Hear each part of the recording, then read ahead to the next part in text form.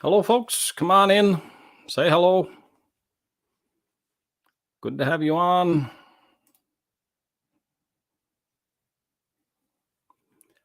Welcome, welcome, welcome.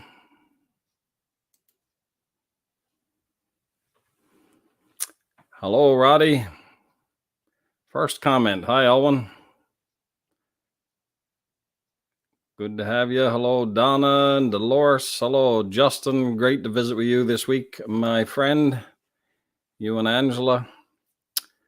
Hello, Norma and Dulcie. Good to have you on. Hello, David Crowlis. Always good to have you on, my friend.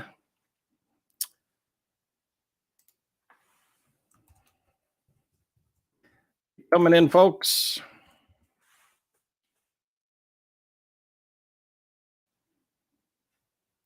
Keep coming in. We're going to say hello for a while here. Let's see. Hello, Kathy and Desiree. I'm doing real well. Thanks for asking. Hello, Harvey and Jean and Danny and Miriam and Lorna and Gloria and Sherry and Sharon. Always good to have you on. We have Miriam is up in Toronto. That's good. Hello, Les is in Prince Edward Island. Hello, Jessica. Hello, Larry. Yeah, Larry's also in PEI. A couple of people in PEI this evening. Hello, Sheena and Lisa and Alvin and Paul. Kim is on. Well, you're coming in faster now than I can keep up with. Hello, Wanda and Ruth and Ryan. Tanya and Carol. We got another one on from PEI. Hello, Jane. Jane is down in Texas. Alvin is in Gander. Hello, Pauline. Beverly Ann is on. Hi, Carol. Hi, Mark. Shirley is on. Cindy is up in Toronto. Josh is in Lewisport. Keep coming in, folks. My dear Aunt Florence is on out in Botwood. I hope you are doing really well. Marjorie is on. Jennifer's on. Folks, while you're waiting, I'm going to key up a little bit of piano for you. And hope you enjoy this.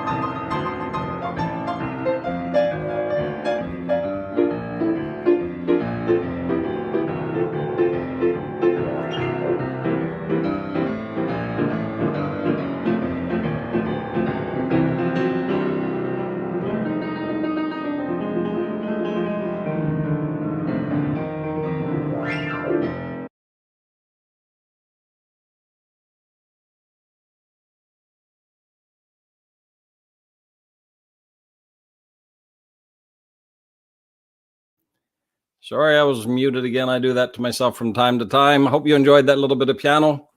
That was a great bit of fun to record. Keep coming in. There's a good chance if you know of somebody who's interested in these kind of topics, this kind of conversation, by all means, if you're comfortable, reach out and invite them on. I'm going to say hello to a few more folks. We got Peggy on and Jennifer's out in Paradise. Amy is singing this evening. Hello, Beulah. Hello, Sean Weir. What is up is the price of gas. Hello, Eileen in Toronto. Hello, Job. Hello, Amanda up in Thornhill, Ontario. Troy's out in Sops Arm. Keith has me on the big screen. Keith, having me on a wide screen cannot be good. There is no possible way I look good on a wide screen. I need the new, not so popular, very narrow screens. Just, that's just my thought on it. Hello, Danielle. Good evening to you. And Mark, I am well. Hello, Riley. I am well. Edna is looking for prayer. John and Ann are in North River. Thank you, Jane. Hello, Jeff Pope. Hi, Wanda and Linda and Nina. And yeah, Miriam, I love the walking bass too. That's what keeps me running. Hi, Candace out in Twillingate. Keep coming in, folks. 265 of us on now. Invite a friend or two. Hello, Stephen and Pauline. Yes, I used to play in Chi Alpha indeed.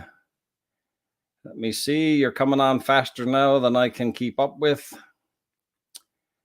Keep coming in. Andrew's in Clarenville and Ruth's in Gander. Hello, Ruth and Carol. Tony's out in Thompson, Manitoba. Hello, Barbara and Paul is in Bedford, Nova Scotia. Gerald is up in Labrador. Hello, Jenna Lee and Dolores. Paul and Angie Evans are out in Abbotsford, BC. Hello, Ruby. And Donna and Beverly and Levine and Jamie and Tanya in Nova Scotia and Lisa and Joy. Roxanne, thank you, Roxanne, for that. Greg Robinson is in Virginia. Welcome to the show, Greg. I've been to Virginia. Beautiful, beautiful spot. Hello, Debbie and Donald. Hello, Gloria. Happy Palm Sunday to you. Hello, June, Patsy and Cal. Hello, and Andre and Barb, Cindy, Maisie, Ruth, Dwight. Hello, Aunt Sandra. I hope you and Uncle Bill are doing real well. Good evening, Marg. Hello, Jared Noble. Dave Kenty is on in St. John's. Hello, Wavy and Jeanette. Joy Robinson is on. Tara Shirley is on out in Ontario. Tyler Cram is on in Bay Roberts. Let it be known that Tyler is present all the way from Bay Roberts.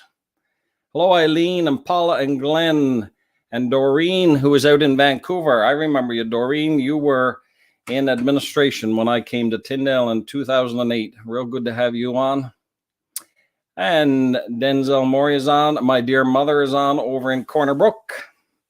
Good to have you on. Hello, Steve and Karen. Well, folks, I'm going to get started here. Give me a second. This is where we're headed tonight. I'm going to talk a little bit about a meme I posted yesterday. Then I'm going to bring on a friend of mine, Dr. Kim Alexander, who's going to talk with us about healing. Healing both in the Bible and healing in the present day church. And we're going to shift gears then and talk about the metoo movement in the church. After Kim and I have had a discussion, I'm going to do some teaching on money. And then I'm going to bring another friend of mine on, Lauren Robinson, and he is going to talk with me about stewardship. And believe it or not, even when I teach about money, I think you're going to enjoy it. Believe it or not. So you're just going to have to stick around for that. Happy Palm Sunday to you all. It is indeed the week before Easter, and I wanted to read to you off the top of the show a description from Rich Villadus in New York. He said, ever wonder why we wave palms in church on Palm Sunday? Here's a bit of historical and theological perspective. Palms we wave and the hosannas we shout speak to our real human desire for liberation, but also for our human propensity to control the means of salvation. 150 years prior to Jesus, Judas Maccabeus led the Jewish people to victory over the Seleucid dynasty. After leading them to victory, the crowd celebrated by waving palm branches. To commemorate the victory, Judas the Hammer stamped an image of palm branches into their coins, which symbolized victory for the Jews over their oppressor. 150 years later, when the Jewish people are under foreign rule again, they wave their palms in the air and wave them just like they don't care, shouting Hosanna, which means save us now. They are saying something significant to Jesus. They are in effect saying, rescue us and do it like it's been done before. But Jesus rescues us in ways we don't often understand, through the surprising and apparent powerlessness of the cross. On Palm Sunday, the crowds wanted deliverance from the power of Rome, but Jesus was about to deliver the entire world from the power of sin and death.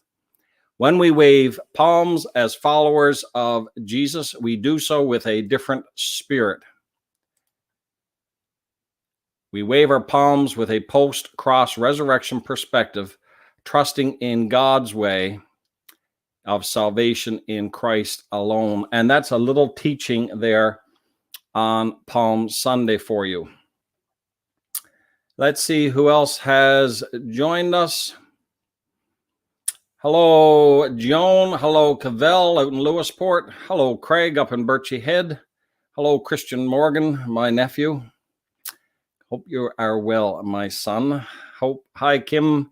Hi, Donna and Vivian and Mark and Shirley. Good to have you all on. So another item now before I move to healing.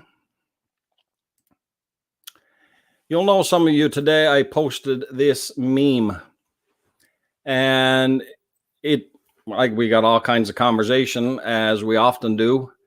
Somebody said to me today that I could post a picture of a toothpick now and I could get conversation going on it. But this meme was intended to be a lighthearted look at what is a pretty significant issue in the North American church, and that is decades of declining church attendance. And not just attendance, but now we have declining numbers of those who identify as followers of Christ. Cultural Christianity is on the way out.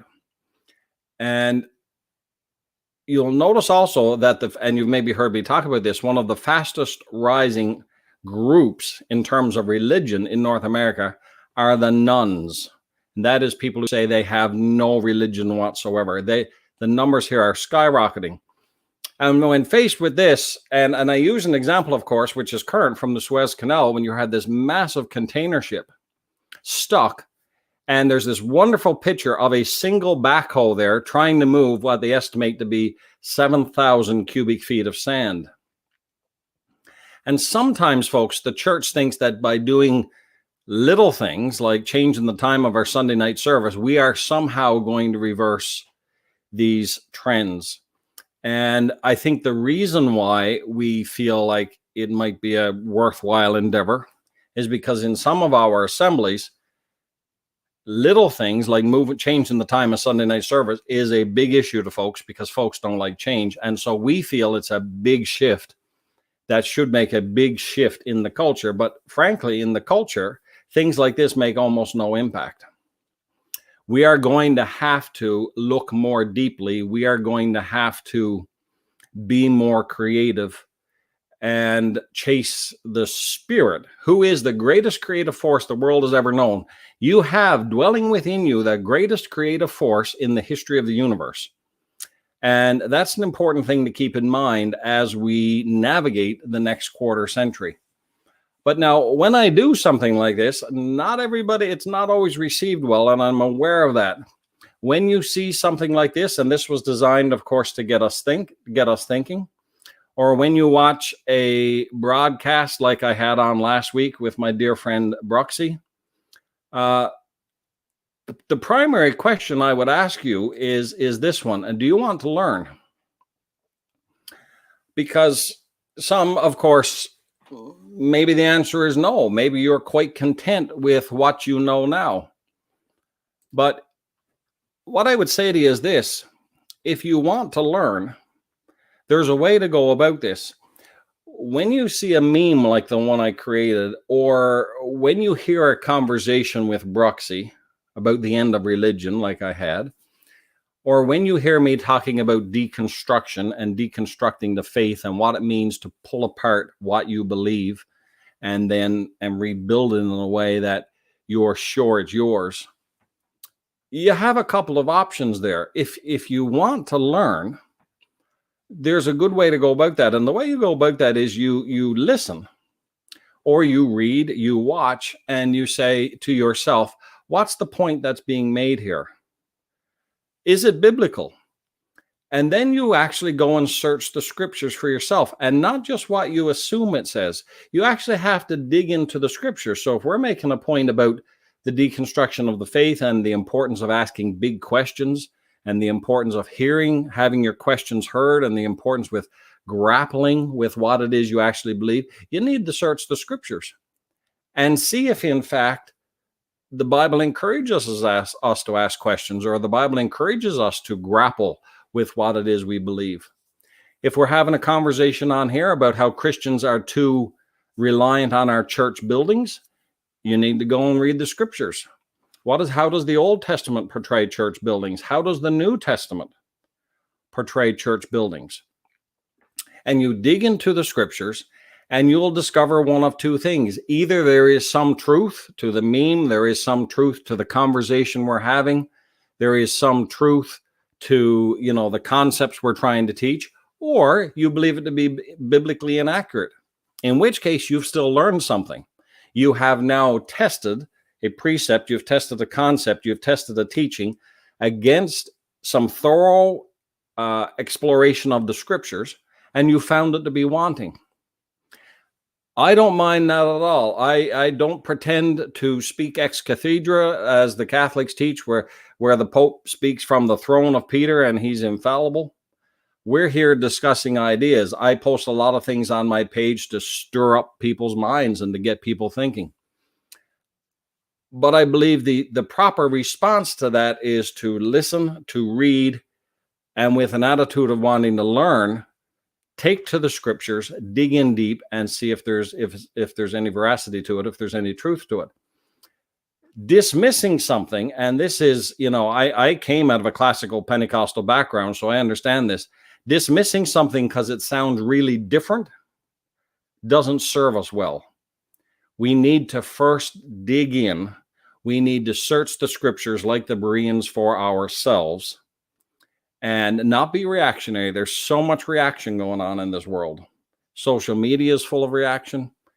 Politics is full of reaction right now. And sadly, the church has a lot of reaction. So we don't want to add to the reaction.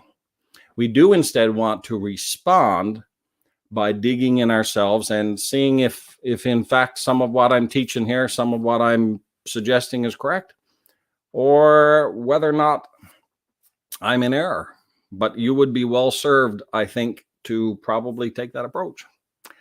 So that is just a thought from the peanut gallery here this evening. Let me see. Amy says change is often associated with discontinuity, and that's perceived to be loss. The change is thought to be a loss. Correct. Especially if you've been told you have the full gospel exactly as it's been passed down from 1951. Then that change is a challenge. Always search the scriptures. Some people are content on the belief they were passed down and will defend those at all costs, even if it is biblical or not. Yeah, and that is really what I am pushing to bring some change to. So now I am going to shift gears a little, and we want to talk about healing in the Bible. And we want to talk about the metoo movement. And to do that, I am going to invite my dear friend, Kim. How are you? I'm good. I'm here in the not so sunny South. We've had, in the last 2 weeks, 3 tornado watches. Yeah, so it's not quite a warning, but there were lots of tornadoes to the east of us last week. And so last night was another kind of sleepless night, just wondering, should I go to sleep? is it safe to go to sleep? You know, but apparently it passed around. So it's that's what we do in the South, you know. So it's good to be here. Wow. I have to confess, Kim, up here in Newfoundland, we don't think of tornadoes. I know. You probably still have snow and stuff like that up there, but We do actually. yeah. Do you ever not have it? I mean, is it? Yes. It leaves for a little while in July. Right. Well, we had our 1 day of snow here just a few weeks ago, actually, and it is entirely possible, not according to what the weather's predicting, but it's entirely possible that we would have another, period of really cold weather before Easter. Easter is often the Sunday when you buy spring, little girls have spring clothes and have to wear winter coats on top of spring clothes because it gets cold again. But right now we have tornadoes and bad weather. Wow. Kim, you don't have Facebook open, do you? I don't. Okay, because if you do, we sometimes get a bit of feedback. No, is there feedback? Every now and then a little bit, but it'll probably sort itself out. Yeah, nothing. I've got nothing open right now, so. Okay. Let me just check mine here. So Kim, you have literally, let me see, just give me 1 second now. I'm going to try something.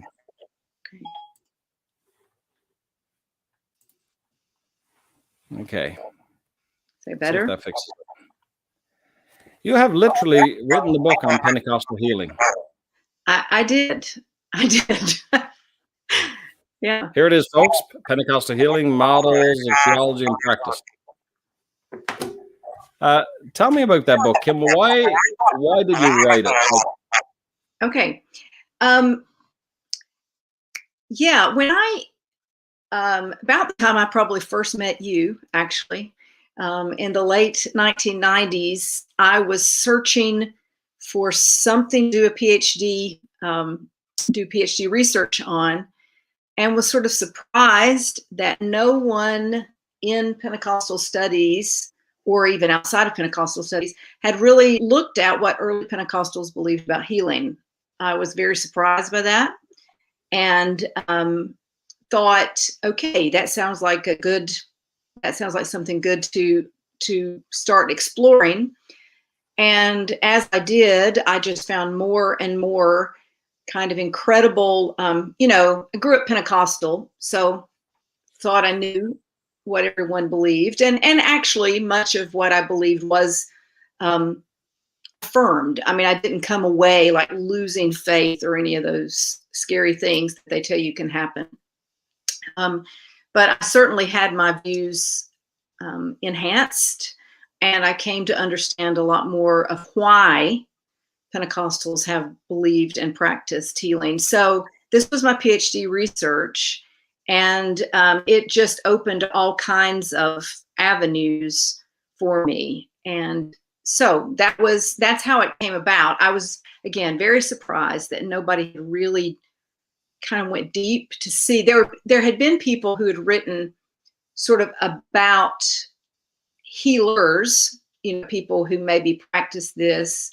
And there had been people who included a chapter on healing or something like Don Dayton in Theological Roots, but to really just look expansively at what early Pentecostals believed. And really what I was going to do was look at what early Pentecostals believed and then look at someone like, probably I was going to look at Catherine Kuhlman later and sort of see what happened in healing theologies using her as a kind of case study. But I just never got that far. There was so much to be explored in the early stuff. And I was in making sure that I didn't just look at theology. And I wanted to also see how healing was practiced. What were they actually doing? I mean, I knew the things I'd grown up with. I also knew, a lot of weird things and weird stories, and I'd, seen them done and, maybe even benefited from some of those things, but I wanted to see what were they actually doing and why, and where did those come from? And at the time, people like Jamie Smith, for instance, Craig Dykstra, and those guys had not written about practices. That was just a few years before all of that. So it was nice. I mean, it kind of makes me look like I was trendy or something. But really, I was just thinking, well, this is what we do. We're very practical in our theology. And I wanted to see if what we practice is really congruent with what we believe. So that's how all that came about. So I'm getting some feedback, Kim, and they're thinking that maybe your mic is a bit high. Okay, let me see what I can do. I'm going to mute you now just for a minute while we sort that out. So I never properly introduced Kim. Kim is a friend of mine from many, many years ago from the Society for Pentecostal Studies. She's taught at Pentecostal Theological Seminary in Cleveland. She's taught at Regent in Virginia, and she's now at the Ramp School of Ministry in Hamilton, Alabama. Her book looks at actually all of the Pentecostal denominations. So she looks here at the Wesleyan Pentecostal stream in terms of Azusa Street. She talks about the Church of God in Cleveland, the Church of God in Christ, Pentecostal Holiness Church, the Assemblies of God, Oneness Pentecostalism, and then various models of healing. So Kim, what did you really learn from this? Like, what was your takeaway? Well, first of all, I went into it assuming that everyone, I knew we all had pretty much a common doctrinal statement, which we'd inherited from the 19th century. And we got people from Prince Edward Island here. So A.B. Simpson, divine healing provided in the atonement. And so I assumed everyone pretty much believed the same thing. So I was just going to look at what Pentecostals believed. And what I came away with was seeing that what had been sort of understood with the introduction of William Durham's finished work theology as something that just affected how people believed about sanctification really affected in a very significant way what people believed about healing, at least in those early stages. Can you unpack that for people? Yeah. I don't want to, I always have to be really careful here because I'm Wesleyan. And so I have to be careful because I did not set out to have some polemic against finished work. And I don't, it's just the way it sort of came out. But frankly, when I got into this, as you know, in 1998, I finished in 2003. So from 98 to 2003, nothing was digitized at that point. So I was just looking at whatever was available, beginning with the Apostolic Faith and the Azusa Street Papers. I wanted to look at the testimonies, particularly, that came out of the early movement. And that has led me into a whole other thing that we could talk about, with really thinking about how people have experienced the Spirit of God and how they've testified about it, because that often looks really different than a doctrinal statement. Yeah. And so I wanted to look at those testimonies. And again, not much was digitized. So I was having to go wherever there was microfilm and rely on that. Now, thanks to especially the work of the Flower Center in Springfield, so much has been digitized. And I think I would still find the same things as far as the actual research findings, but that whole world is opened up because there's just so much more widely available. It also meant I was pretty limited to North America. But though, I say North America, but really even the Canadian stuff is really minimal in what I was looking at. But anyway, I started looking at all these. And so again, it was just whatever was available. And beginning with Apostolic Faith, I was in Cleveland. So the Church of God Evangel was on microfilm there. And it was not easy, but it was accessible. Microfilm is never easy, but it was really Ever. accessible. And then SPS was in Springfield, so I was able to go up there like a day early and spend a day at Flower and look through Pentecostal evangel stuff and make tons and tons and tons of Xerox copies and things. So, in some ways, my findings were almost, I hate to use this word because it's not theological, but it was almost serendipitous. It was just, okay, this is what was available, and here's what I found.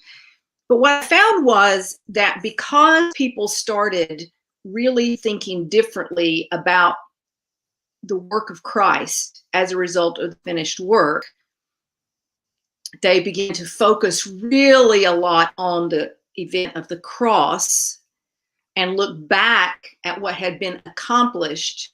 Then that caused some early Pentecostal people in what became known as classical Pentecostal streams to start saying some things that they sort of later backed off of, I think, but that we thought were just sort of the inventions of later word of faith kind of theologies. Like, this is already done, I'm just claiming it. I just speak faith. I don't even, I found that I might have had symptoms, but it really was, I knew I already healed, blah, blah, blah. I found that really, really early on among the finished work group. Wow. And that was a real surprise. And that became sort of the heart of what I did. A lot of people, this is another finding, a lot of people think early Pentecostals were, uneducated, ignorant, whatever. And a lot of them were lacking some formal education, though not all. But you'd be surprised at how theologically astute some of them were. And when you listen to those testimonies, it's pretty amazing how they were able to really reflect on what was happening to them. So, yeah. So did you find, and somebody has suggested you try turning down your speakers a little bit. Okay. Yeah, I've done that. And I also turned down my mic. So, okay, I'll try this.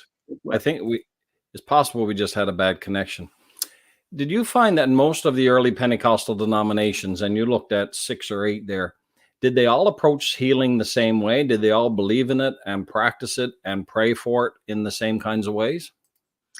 That was pretty consistent. They did pretty much believe this. They all had this almost all had this doctrinal statement: divine healing is provided for all in the atonement. They were heavily influenced by the 19th century healing movement. So people like A.B. Simpson, A.J. Gordon, Andrew Murray, Carrie Judd Montgomery, and a variety of other people were very, very influential. And that was pretty much intact. It was like they added spirit baptism, but healing theology was pretty much intact. They were all anointed with oil. They were all laying hands on the sick. Early, I was very surprised at Azusa Street. They were anointing handkerchiefs and, sending those out in the mail or whatever. Yeah, that's right. That's right. And they were, there were some people who were innovative, and a lot of the innovations in, very Pentecostal pragmatic ways, a lot of innovations came with healing evangelists. So as Amy Simple McPherson's, there's a Canadian for you, but as her crowds got greater, she had to innovate. And so she was doing things like letting people fill out cards about what their illness was, and, doing large prayer lines and those kind of things that you see later in the healing movement post-World War II. But healing was very much, and this is a takeaway that I think is an important one for today. Healing in the early Pentecostal movement was really a part of the church's ministry. And if someone was sick, they knew they could either go to the Pentecostal church or call the Pentecostal people to their home. And so while in the 19th century, you had, because most of these healing practitioners in the 19th century were in churches like Presbyterian churches or Episcopalian churches, they weren't having prayer services for the sick in their churches. So healing was sort of parachurch, and they had healing homes and all of that. But in the 20th century Pentecostal church, the church became a healing home, and it was part of every minister's vocation. You always carried oil with you. It's just what you did, and you always prayed for the sick. Now, what I did find that a lot of people would be very surprised by, especially I think people outside of Pentecostal circles, is they certainly didn't believe everybody was going to be healed.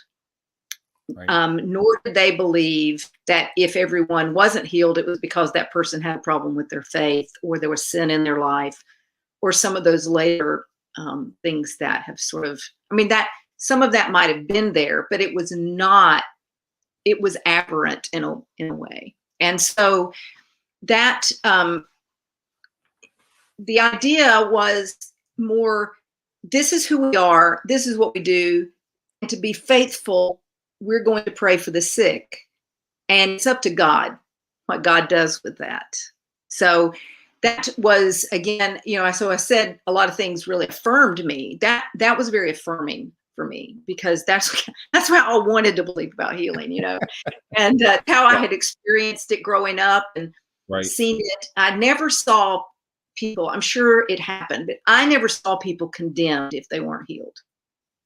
That was something that later I heard people on the radio or television doing, for instance. Was that brought in from the word faith? Yes. Yeah. And so we imported that. And I spent a lot of my time trying to teach classical Pentecostals that we are not word faith people, that a lot of this that they're reading from Hagen and others is not native to classical Pentecostalism. It's been imported. It sounds good. It might walk like a duck and quack like a duck, but it is not this duck. That's right. And it's been, it's a pastoral issue, because as pastors, you're always having to kind of clean up, and when you're pastoring, there's always somebody who has, written to, in the old days, I guess I don't know how they do it now, but anyway, would write a letter, send money, whatever, to this healing evangelist that was on television or radio, and it didn't work out. And so then as a pastor, you're trying to heal that over, fix it for the family, for who are disappointed, who are hurt, who or whatever. And but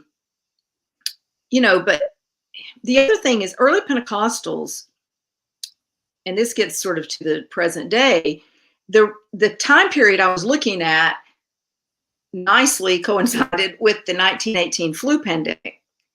So I was able to look at that and see it as a kind of case study. And they rejoiced when people died in the faith.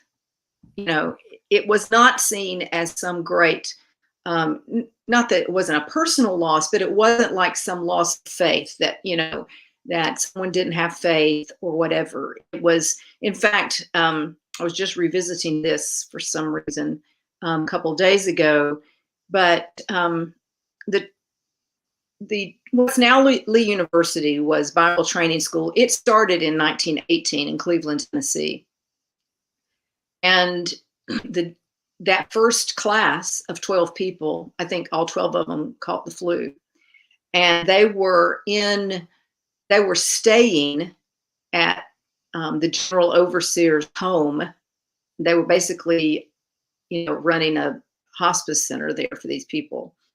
And Tomlinson said they were very honored that God chose to allow their home to be the place that one of these sisters, Sister Bonnie Terrell, left and went home to be with Jesus from. Wow. Well, that's very different than seeing this is a failure of Sister Bonnie Terrell's faith. Yeah. You know, it was, Absolutely. they were honored by that. And so, you know, when last year, when everybody kept talking about how unprecedented all this was, I was like, no, no. They've been saying we're going to have another one of these. And the churches, like N.T. Wright said, we've been through this. We've been through plagues. We've been through this. But we have reacted in many ways a lot different, I think. So, so anyway, I found a lot of things that, yes, I did find some things that were troubling. Some things that I'm fine with us not doing that anymore. But on the other hand, there was a kind of purity maybe about it, that they were just being faithful to what they knew. Now, they didn't use medicine for the most part. But then again, as I've often told people, medicine wasn't what it is today either. No, that's right.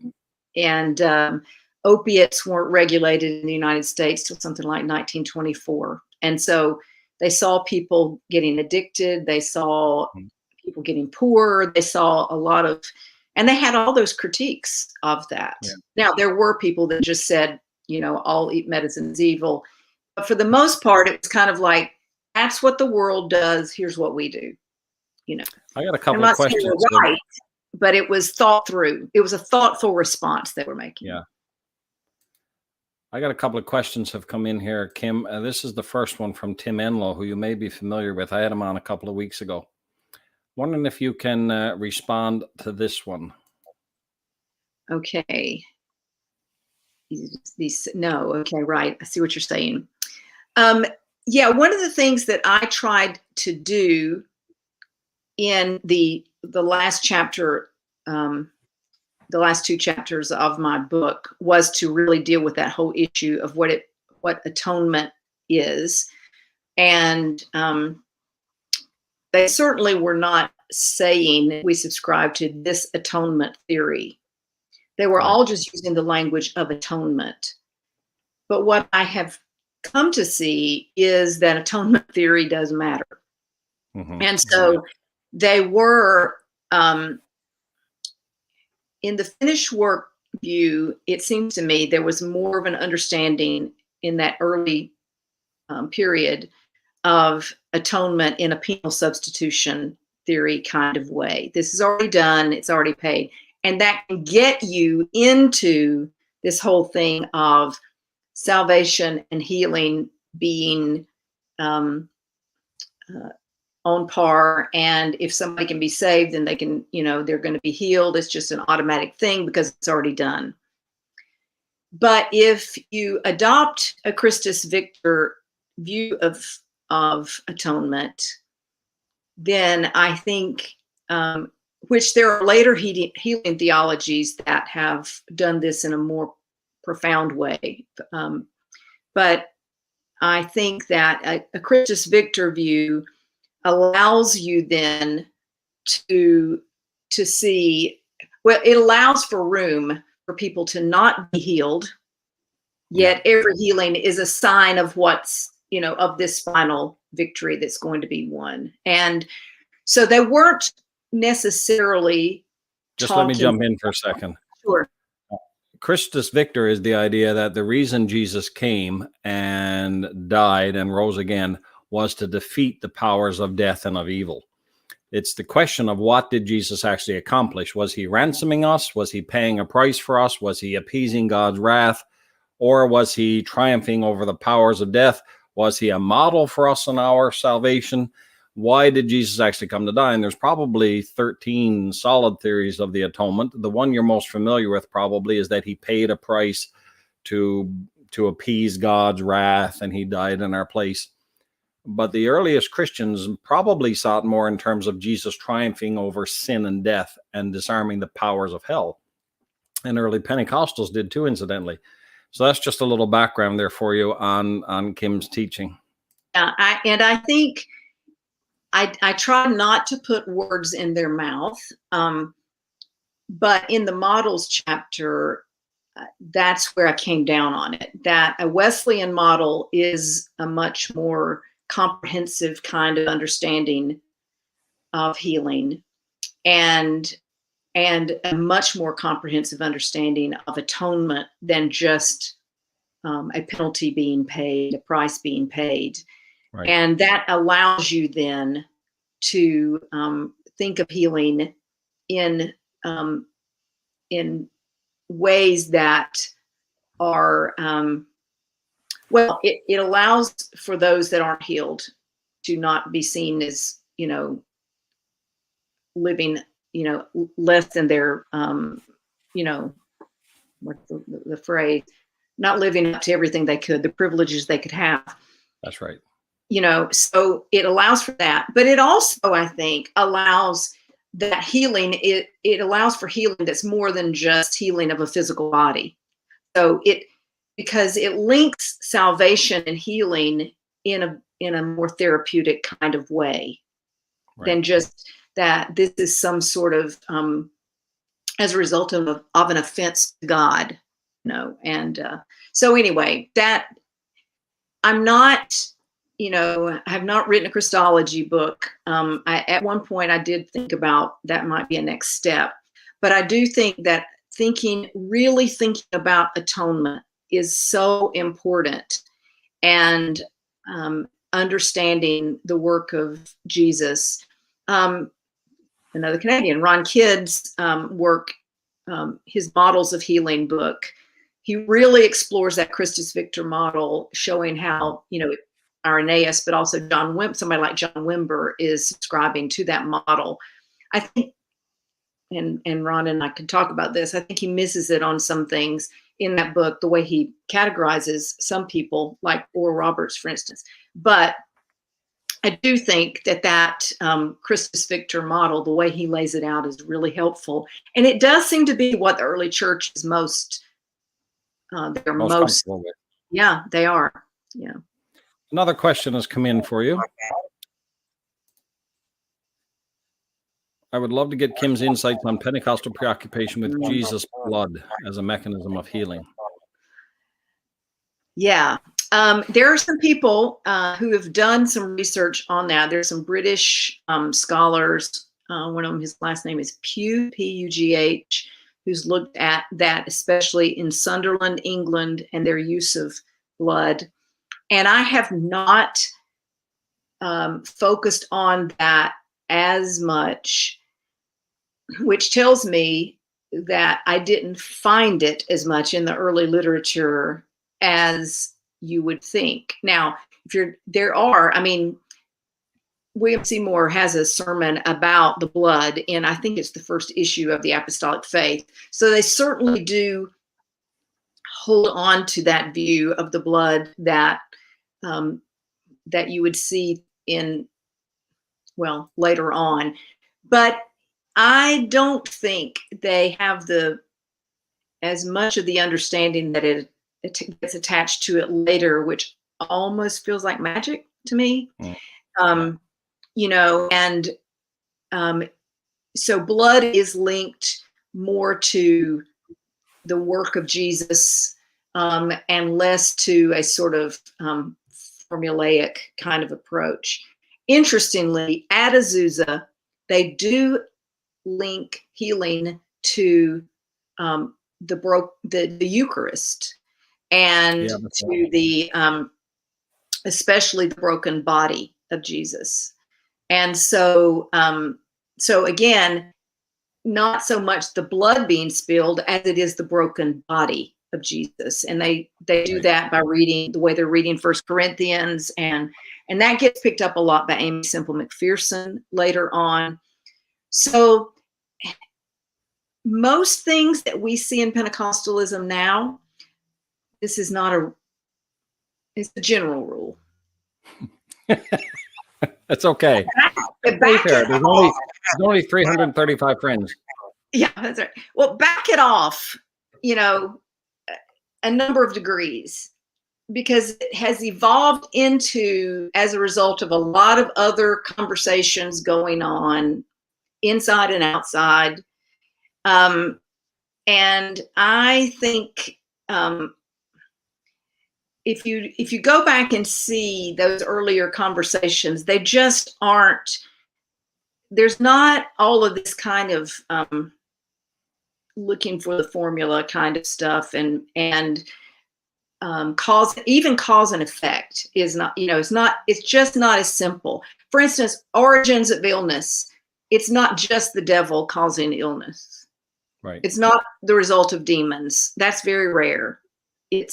There's natural causes. There's just sin in the world. There's the effects of the fall. There's just sins. There are sins of omission, things like that. But we like to blame the devil. We're Pentecostals.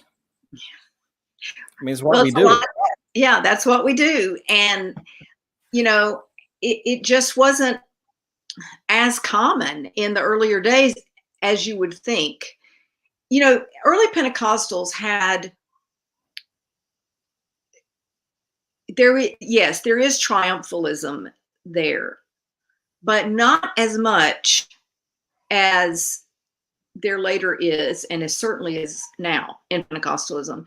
So, and what I mean by that is there were a lot of Pentecostals who understood, in this world you will have tribulation, and we just have to be faithful and walk in this world, and it's going to be difficult. They also, because of their high view of sanctification, were very aware that there were some things that are just caused by the flesh. So it's not all the devil, it's the world, it's the flesh, it's the devil. It's just not as simple as it got reduced to later down the line. Yeah. And I'm sorry, American, and that's my tribe, that's who I am. We really need quick fixes and simple stuff. I told the class this past week, only in America would you develop a theology in the 19th century of a shorter way to sanctification, right? Yeah. Only in America would we do that. And so the shorter ways to healing are kind of one of those exports that we've unfortunately made as well, I think. Okay, I got another question here. Do you think real, true healing ministries and miracles are declining in the church? There's certainly many televangelists, and you'll be familiar with this, who claim healing power, but many have proven fraudulent. And Kim, where this goes now is the question, and we'll probably turn on this one. Why don't we see healings as much anymore, or are we seeing as much healing and we're just not aware of it? Have healings been declining? Is God wanting to heal more than we're experiencing? What's your thoughts on all of those types of questions? Well, I think it's difficult to any answer to a question like that by me or you or any listener or anyone else is going to be probably based on hunches. And those hunches then are based on the world we inhabit. So, the churches that we are attending on a regular basis, for instance, may or may not have healing prayer as a regular part of their worship service anymore. Some do, some don't. So I may be able to legitimately I don't see as much healing as I used to, but then I'm not in revival every night. I'm not, right. It's been a while since I've been in one of those revival services revivals that lasted 6 weeks. I've been in a couple of those, but it's been a long time. So to make a kind of quantitative assessment is something that's very difficult. And this is one of my criticisms of some people who try to assess this based on, early Pentecostals, how many of these miracles actually really happened because they didn't have medical verifiability? Well, no, because they didn't believe in going to doctors. And so if they testified they were healed, that was good enough. So to be able to measure quantitatively is just not something I think is very easy to do. The reports I hear from people who are out there in other parts of the world, who have ministered in those places and lived in them, etc., are that there are more miracles happening outside of what the Western world than there are in in our world, because maybe because they believe in it more, maybe because they practice it more, maybe also because they don't have praying is their first impulse. Whereas for me, I've got a variety of ways now then I can get help if I have an illness. And I think that's fine. I'm not saying that that's a negative thing on our part, because I believe that, this gets to this whole thing of how does God heal today? Well, I had my second COVID vaccine, a week ago today. That's a part of the way that God is healing today, I think. I'm clinging to that Oral Roberts quote about the polio vaccine, that this is God's modern miracle. And so medicine was sketchy in the early 20th century. They didn't know a lot about germs yet. They were prescribing, some pretty addictive kinds of things, opiates and all this kind of stuff. They were still doing bleeding in some place. I mean, it was just sketchy. So they're not trusting medicine is very different than me not doing so. So if you're talking about healing miracles, you can talk to somebody like Craig Keener, and he's done the major 2-volume set, which is behind me somewhere here. And he is tracking that. He's dealing with it, and he's a great scholar, and he will say, yes, there are scores of healing miracles, even resurrections from the dead going on. So I think the question is more, why aren't you seeing? Why am I not seeing more of those? Is it because I am not praying for the sick as much as I should be? Or is it because I'm not acknowledging that when a person recovers from COVID, that is a way that God has brought them through that? And that's one of the things I saw in the 1918 flu.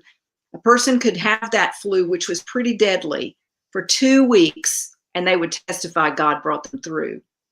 Whereas today we might say, well, God didn't heal them. Well, if you didn't end up in the hospital on a ventilator, you didn't die, maybe God did bring you through that. Right. I've got a friend here, David Kenty, a grad student of mine, who is helping me out with a few facts here for folks. Kim, let's switch gears here now from healing. And I want to talk about this. Let me see. Here we are. So, folks, I'm going to get Kim to chat a little bit about this. This is something called Pentecostal Sisters 2, and Kim has been involved heavily on this. And basically, it's looking at sexual abuse in the Pentecostal church as well. And they released a statement, and it begins, I'll put the link here in the chat. It begins with a story, a narrative.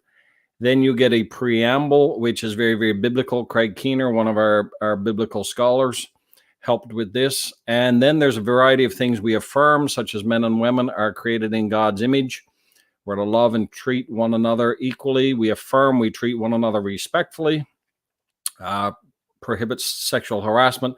Things we stand against. Abuse of power in marriage, abuse of power in the church, abuse of proof texting. Hallelujah. And then a call to act. We call on Pentecostal leaders in local churches, denominations, educational institutions, and parachurches, and some steps they can take. It's quite an extensive statement, as you can see. Kim is the first initial signatory, and those who worked on it: Dale, Medine, Craig, Joy, Dara, Jackie, Lois, Doug, Aaron. I know most of these people. And then a number of us began to sign it. You can see I've signed it right here, right below a Ewan Butler, who was incidentally my Chi Alpha chaplain and whose grad thesis Kim supervised, if I'm not mistaken. Just one second, Kim. I got to unmute you there again. So tell me about the genesis of this. I was at the 2018 SPS meeting.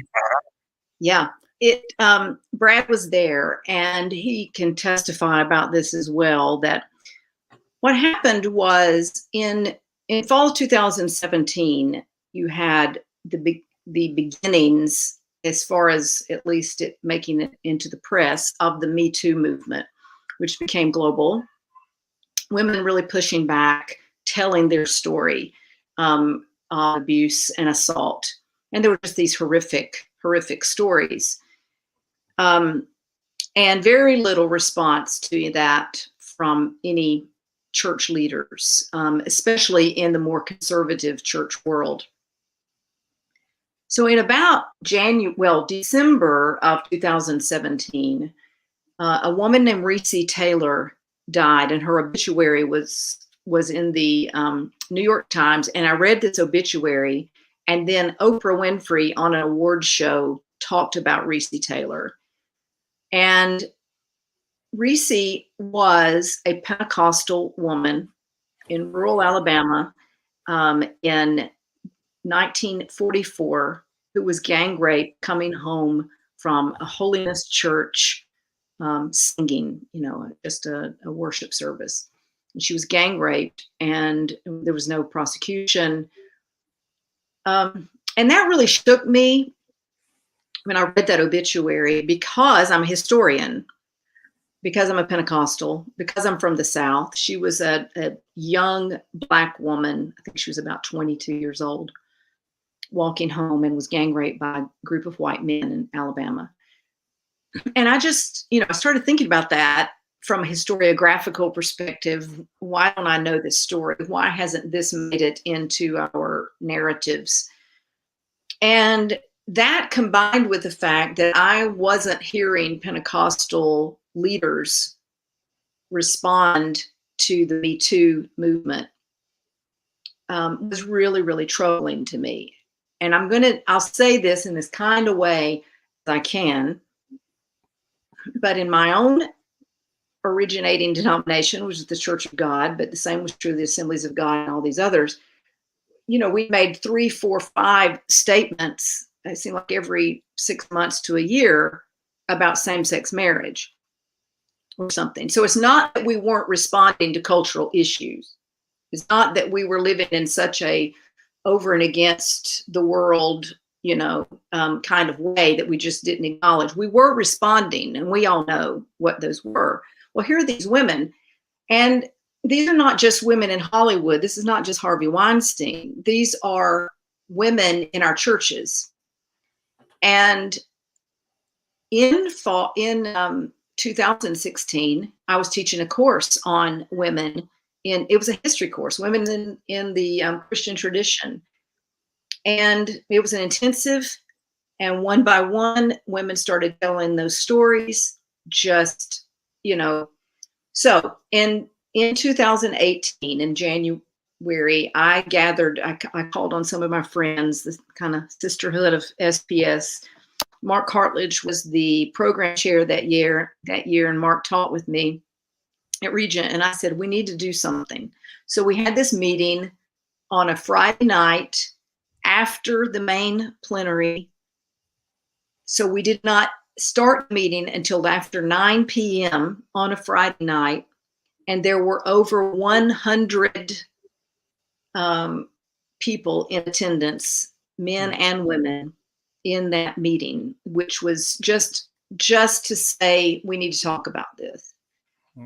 And Bradley, you were there, and that there was just this powerful presence of the Lord in that room as women began to share their story. And there was just this time of lament and women feeling free to be able to finally express and share stories some of them had never shared publicly. And almost all of those stories were stories that had happened in the church, the Pentecostal church. And so after this, and I never thought that was not the design for the meeting. It was just, let's get together and let's see what we need to do. So after about an hour and 15 minutes of that, probably more, we started to say, okay, what can we do? And one of the things was that we called for, more publications, which the SPS meeting that just met last weekend was a result of that, where we addressed issues of global violence against women. Melissa Archer had just been elected, and she felt like that was something that she needed to address. And we did some publishing. Linda Ambrose and I co-edited an issue of Numa where we looked at issues of sexual abuse and discrimination against women and looked at it from a biblical perspective, had major scholars looking at this from a variety of ways. The statement was a group effort. Those initial signatories are almost all involved in the drafting or crafting of that statement. And it was slower coming together than we had hoped because, well, for one thing, it's scholars and, it's herding cats to get scholars together. And there was COVID. And there was not an SPS meeting last year. And, so there's just been a lot of things. But I think looking back on it, I was a little frustrated sometimes with the timing, but I think looking back on it now, to be able to have the session where we sort of made it public at this past SPS meeting, where we were looking at global violence against women and making that public and having people sign it. I'm not sure it could have been much better than that, because sadly, it's not an issue that's going away, and it keeps, we published this about 2 to 3 weeks after the Ravi Zacharias story broke. So this is not a story, unfortunately, that is going away. And we are calling for church leaders, leaders of our schools, especially in the Pentecostal world, our schools, our institutions, our organizations, our churches, to take action. And there's a variety of things: believing women, listening to their stories, caring for them, getting help, but also dealing with offenders, and just a variety of things. It's a huge issue. And the answer is not just a statement, but the statement calls for action. So one step off that now, let us assume, you and I, that we do not have direct control to the levers of our respective denominations or of the other many Pentecostal denominations in North America. But what you do have is a couple or 300 folks on who represent pastors and people in the pew, women who have been victims. You have the wide variety here. So what can we do today to start? I mean, the statement is great in that it's a great framework and it calls on very specific things in terms of action. But what can the person listening do in terms of this topic? Well, I think the biggest issue, as one of the things that we learned in that meeting, was if the moment, and I've seen this since then, the moment you name it, people start sharing their stories. And you have to give room for those stories. If we are a church that believes in healing, then we have to offer healing for those who have experienced sexual abuse and trauma and assault. So for me, these subjects aren't disconnected. This is how we expand our understanding of healing. If the statistics, again, how do you get these statistics? But the statistics are that 20 to 30% of the women in our churches have been abused in one way or the other. And if you start talking about things like harassment or discrimination or other things, then that number increases. Yes, there are young boys and men as well. So we're not saying we don't address that. Right. But this is if we all know women make up the majority of our churches. If it's not for the women in Pentecostal churches, the Pentecostal church shuts down. Yes. So if a third of the women in your congregation have been abused and are suffering from trauma and are not getting the help they need, and if you're not letting them share their story and you're not letting them then minister out of their pain and story as well, there's just so many layers to this, then we are not the healthy church we need to be. Right. And I examined a dissertation of a woman who did it at Eastern University, and it was a doctor of psychology degree, well, a PhD in psychology, and she looked at the issue of spiritual bypass, and she was looking at African American congregations, and what she discovered is that, especially among African American women, it's the pressure to be spiritual pushes women into this situation of not getting the help that they need. Yeah. Sad. So there's just so many layers to this. And if we're going to be the healthy church we need to be, if we're going to be the missionary force we need to be, then we first need to listen and create space for those stories to be heard and believed, to get help, and then to deal with those offenders. I was very convicted during SPS listening to the interview with Dr. Denis Mukwege in the Congo, who won the Nobel Peace Prize for his work with women who've been sexually assaulted. And I would highly recommend that you read about Denis Mukwege, Pentecostal minister who is a gynecologist and does incredible work in the Congo. I knew about that work, but when he started talking about helping the torturers of these women find healing and reconciliation, it just broke me, So this issue is so prevalent in various, from smaller degrees to very just traumatic stories that we can't even comprehend when we hear them. And so we have to, I think, as Pentecostals, I think we should have been the first people dealing with this. But if we're not, then a prophetic force has been raised, and we need to now step up to the plate. And the statement, get it out there. We wrote it so that it could be sent to leaders. It's, we made sure it speaks against proof texting, but we also made sure there's a lot of biblical proof there so that people can say, this is a biblical issue. There is scripture to back up what we're saying here. Yeah, for sure. Well, Kim, I really appreciate you coming on this evening. It's been really, really kind of you to join us. I'm going to take one more question and then let you go, because I know you've already had a very busy day. It is from Hannah, who's a former student of mine.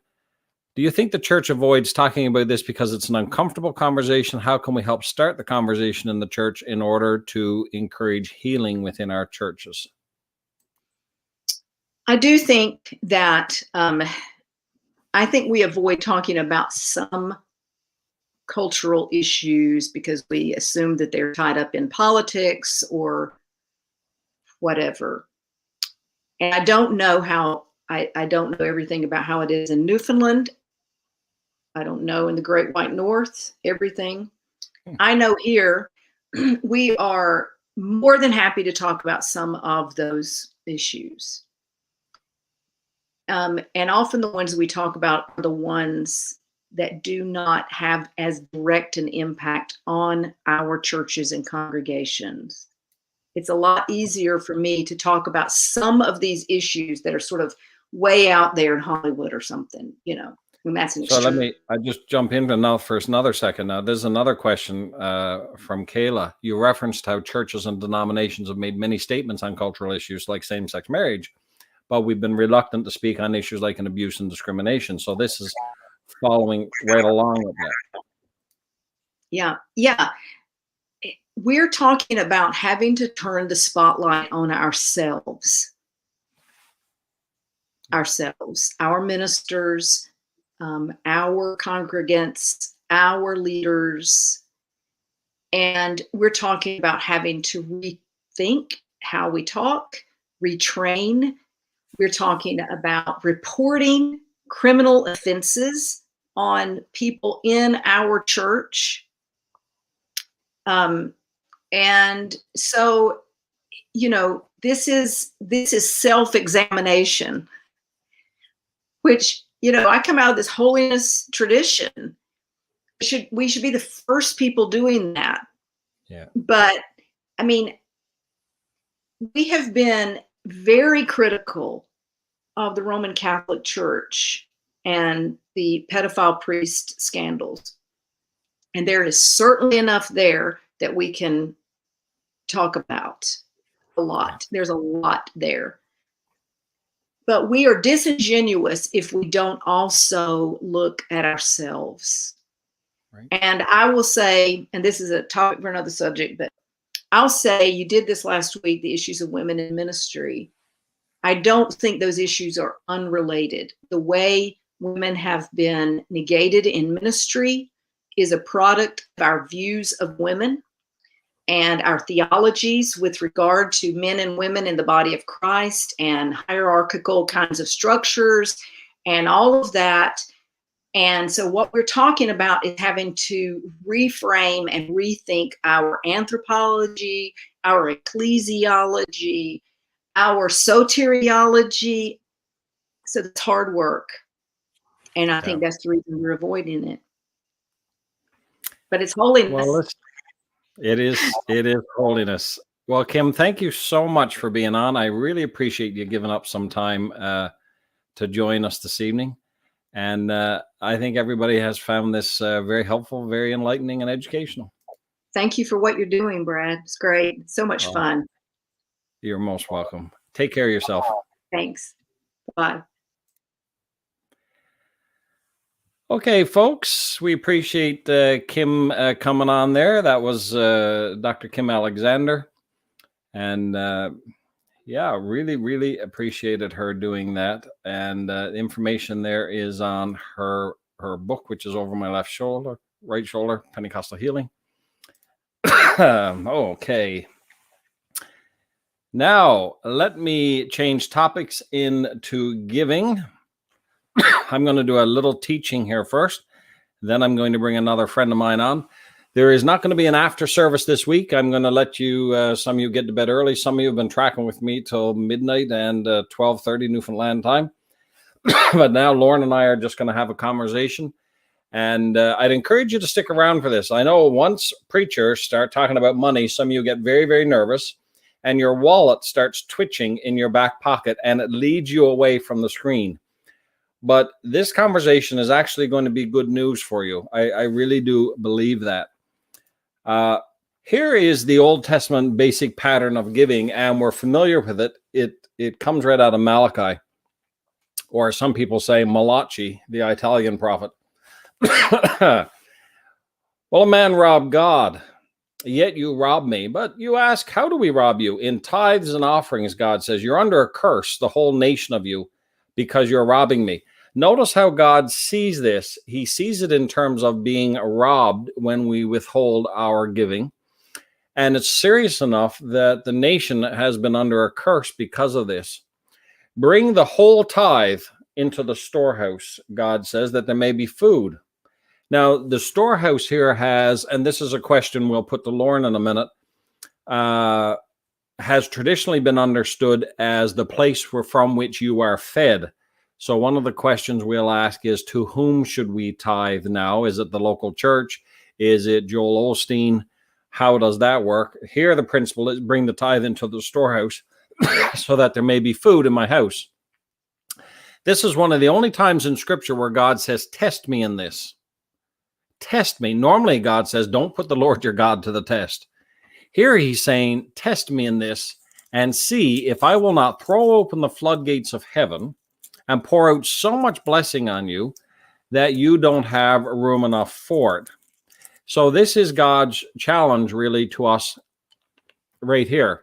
He says, I'll prevent pests from devouring your crops and your vines. And this refers to their livelihood. And the nations will call you blessed. So giving, even in the Old Testament economy, is a very important thing from God's perspective.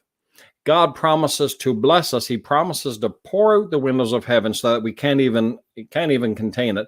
And he says the nations are going to call you blessed because they're going to see your prosperity. Now, the question we want to ask is all of this relevant in the New Testament? Is tithing actually an Old Testament concept? And yes, in a sense, the tithe is an Old Testament concept in that God commanded they give 10% of their first fruits. And he gives a numerical number. He says you need to give at least 10% because he's dealing with people under the law who haven't been renewed by the Holy Spirit. Their bodies are not the temples of the Holy Spirit.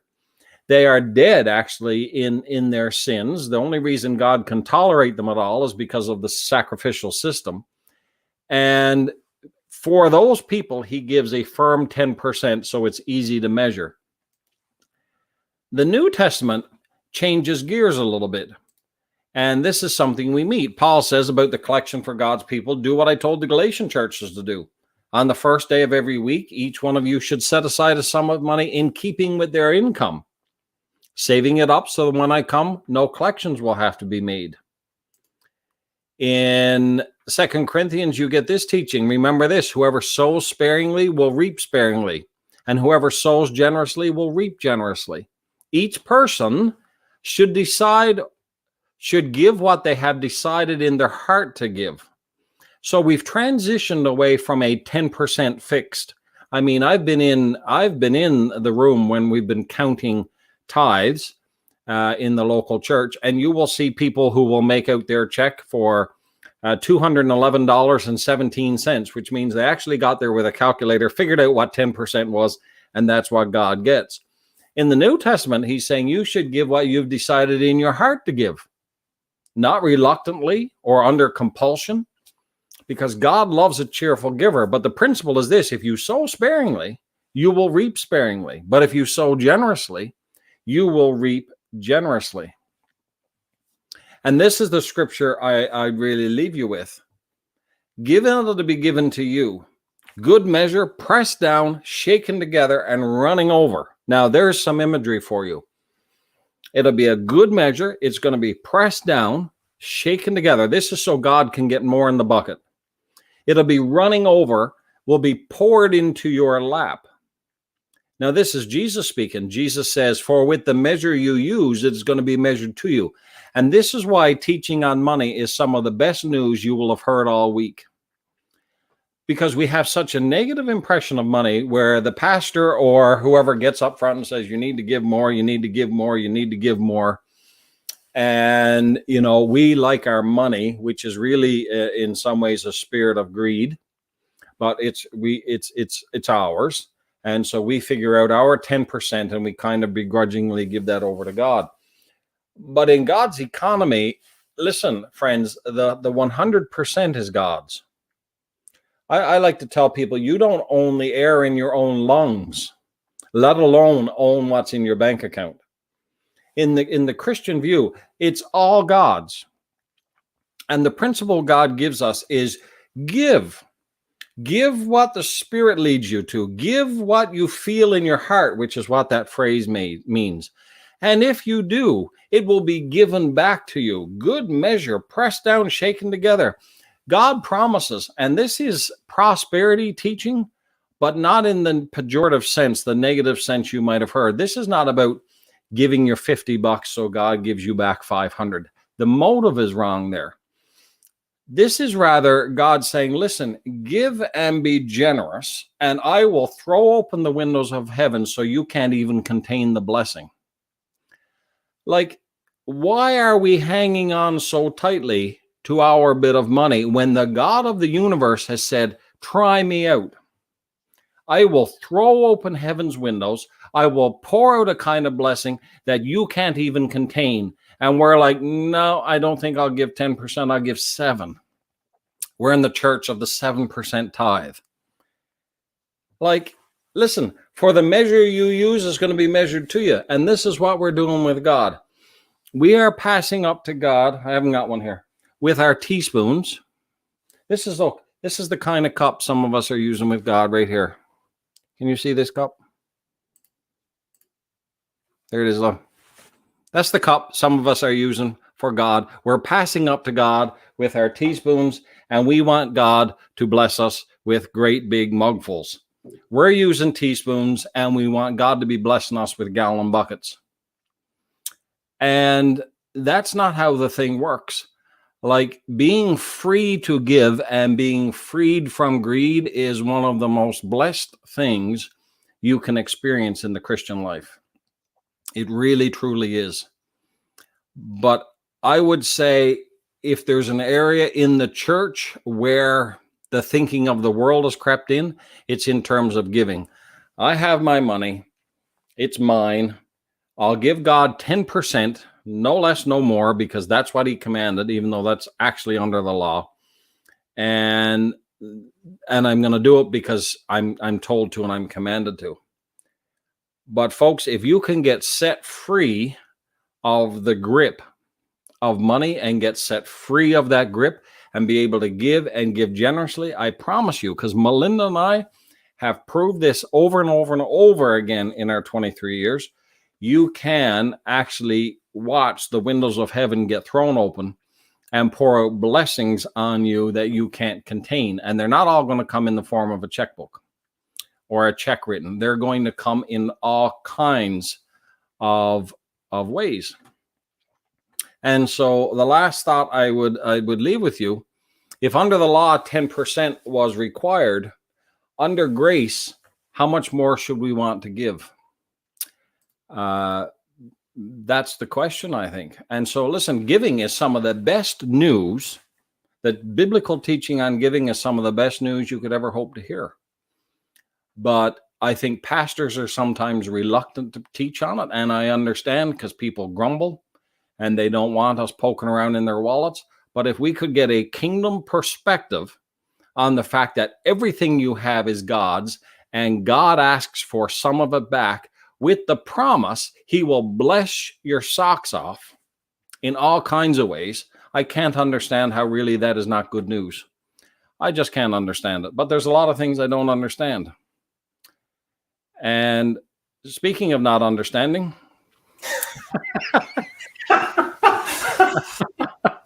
how's that for a segue? I've never been introduced that way before. So, folks, this is Lauren Robinson, one of my dearest and oldest friends. And in terms of deconstruction, which we talked about last week, it was Lauren when I was 19, 20 that would invite me into his home, and we would stay up for hours talking theology, talking the hard questions. And Lauren was 4 or 5 years older than I was. And so I thought he was a man of tremendous, tremendous wisdom at the time. Come to find out, he was only 25 probably. But Lauren gave me room and permission to ask every hard question. We talked about the God of the Old Testament, and we talked about the massacres.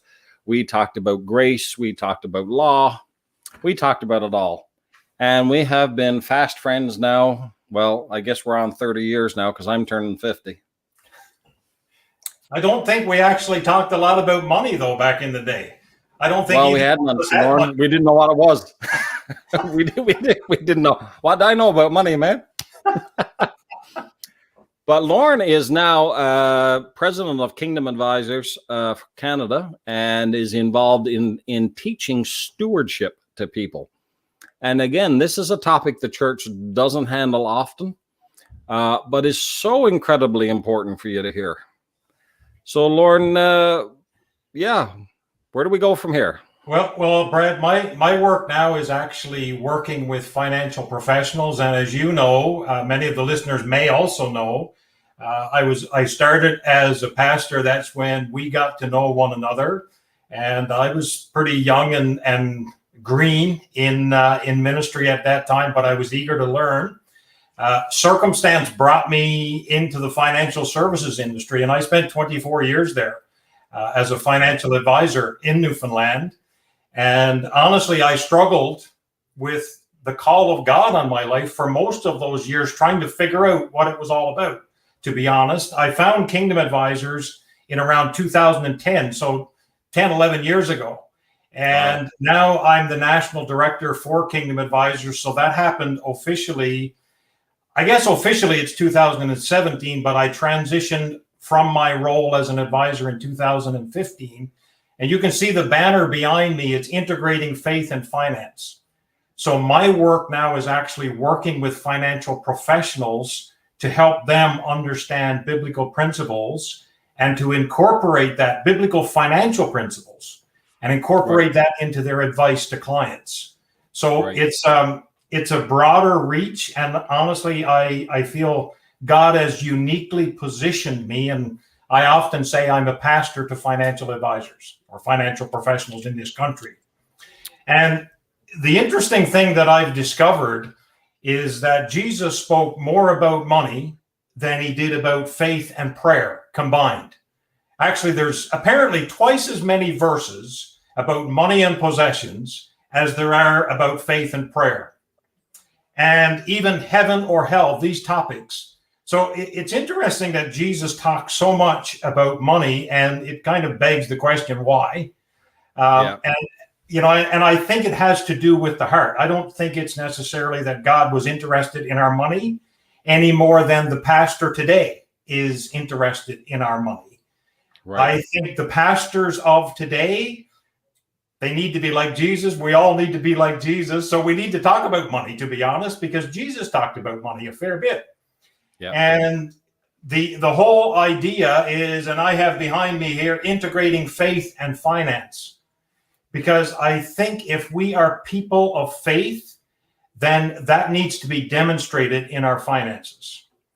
And, if you look at, and I found so many verses in the Bible because I've thought about money so significantly in the last number of years. And the starting point is really, and you mentioned it, Brad, is that God owns it all. And I sat in a prayer meeting one night in Corner Brook, and the pastor got up and read Genesis 22, which is the story of Abraham and Isaac. And the instruction of God to Abraham was, offer your son, your only son. And it was like the Lord was saying to me, because I had just read this book called Money, Possessions, and Eternity. And it's just such a powerful book, but it talks a lot about stewardship and ownership. And immediately when the pastor read the instruction of God to Abraham, offer your son, your only son, there was the thought, it was like the Spirit of the Lord dropped a thought into my heart. It's like, that was the whole issue, or part of the issue that Abraham was having. He had actually taken ownership. And Isaac was truly a gift from God. We know that. It was a miracle. But like anything that comes into our hands, we tend to take ownership of it. And so, and I think that's why our faith needs to dictate to us how we live and the decisions we make around our money. Okay, we're going to start with a couple of questions, if we could, because their questions are coming in already. Here's one, Lauren. Can giving be outside the church as well to help others? Or another one, Caleb asks, can our tithe be exclusive to our communities then, in terms of, instead of giving to the local church? This is a big question now, and you will know that younger generations are far less inclined to give to their local church. They are far more inclined to give to where they see the need. Can you make some comment on that from a biblical perspective? Well, if you look at, like even the tithe, because I noticed that's come up a couple of times, the question of the tithe and the 10%. And Yeah. I heard it said that the tithe is really the training wheels. It's Right. it's kind of what you do. And if you look at the example when John the Baptist spoke, when he began to preach the kingdom, it's interesting. He said, "Let the fruit of your repentance be evident." And the answers to the questions, I think, may even serve to answer this, because if one has two shirts, share one with another. When the crowd asked, "What shall we do?" Yeah. That was the response, right? So Give away a shirt. there was no organized church at that time, but it was like, if you have two shirts, then you give one away. So it's I think what's most important here is a heart of generosity, because being generous is really what breaks the power of money over your life. And I think we all have an element of greed that's present within us, and giving is what breaks that. So I think giving in any manner. Is it permissible for people to give to the local charities instead of their local church, biblically? What do you think about that? Well, I think it's an interesting question. You even go back to the verse in Malachi where the storehouse. Yeah. Where is your storehouse? And in the book of Acts, it's the where you see money flowing through the church. It's exactly that. It's no longer a storehouse in the New Testament church. In the New Testament church, it's actually a flow through. So I think it's challenging when you see churches accumulating money and not flowing the money through, which is, I think, the reason this question is really being asked. That's true. It's if money is being accumulated, and don't get me wrong, it is prudent for churches to have some funds on hand for when there are challenging times, because you take the story of Joseph. Joseph was a primary example of stewardship and following a dream that came that he didn't have, but he interpreted it so that, in essence, you store up for a period of years for the years when you don't have it, right? When you no longer can save, when the supply is not there. So it is an example of storing up. But the New Testament church is more of a flow through. Wherever there is a need, money was given, and people even sold their goods. We know that from the book of Acts. They sold to give, right? And they gave out of their abundance, but they also gave even out of their need. So I don't know if we need permission. I think we need to follow our heart, like the verse that you read in Corinthians. You decide how the Lord is directing you, and seeing a ministry that is truly functioning to accomplish kingdom work. Hopefully that does represent the church, so hopefully we can do that. But where this is coming from is the tendency now of the local congregation to be a little bit nervous about what the future looks like. And so they hang on to their resource. Younger generations see them with very, very healthy bank statements, but not meeting perceived needs in the community. And so your younger generations are saying, well, I'm not going to give it to them to bank it. I'm going to meet this need directly because I know the person who is hungry, and I'm going to buy them groceries. Very straightforward. Yeah, and the challenge, I think, in all of that is trust. Go back to the story of Abraham and Isaac. And when Abraham was walking up the hill, Isaac asked him, obviously, a very important question. I see everything here. I see all the provision for the sacrifice, but I don't see the sacrifice, right? And and Abraham basically comes back and says, God will supply. In other words, God owns this problem. So if you think about God's ownership, and I think that's an example of, being an owner, and I think it's a message for every church. Are we owners of the assets that we've been given, or are we stewards of those assets? And if we are stewards of the assets, It's our job and our mandate to distribute those assets.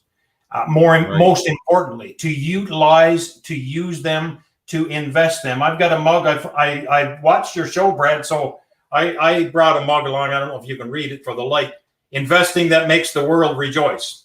Right. And I kind of think that even with our own lives, with our own resources, we need to invest in a way that makes the world rejoice. And but in the process of that, it takes an element of trust. We have to trust that God is going to continue to provide for us. And I think that's a message for the church as well. Because the bottom line is, the higher the pile of money that we accumulate, whether that's as a body of believers, as a church, or as individuals, our trust tends to shift to that pile and away from God. And that's a dangerous place. And so Questions are coming in here, Lauren, fast and furious. This is one from David Hazard, who you probably know. Hi, David. Any comment on tithing being pre-law?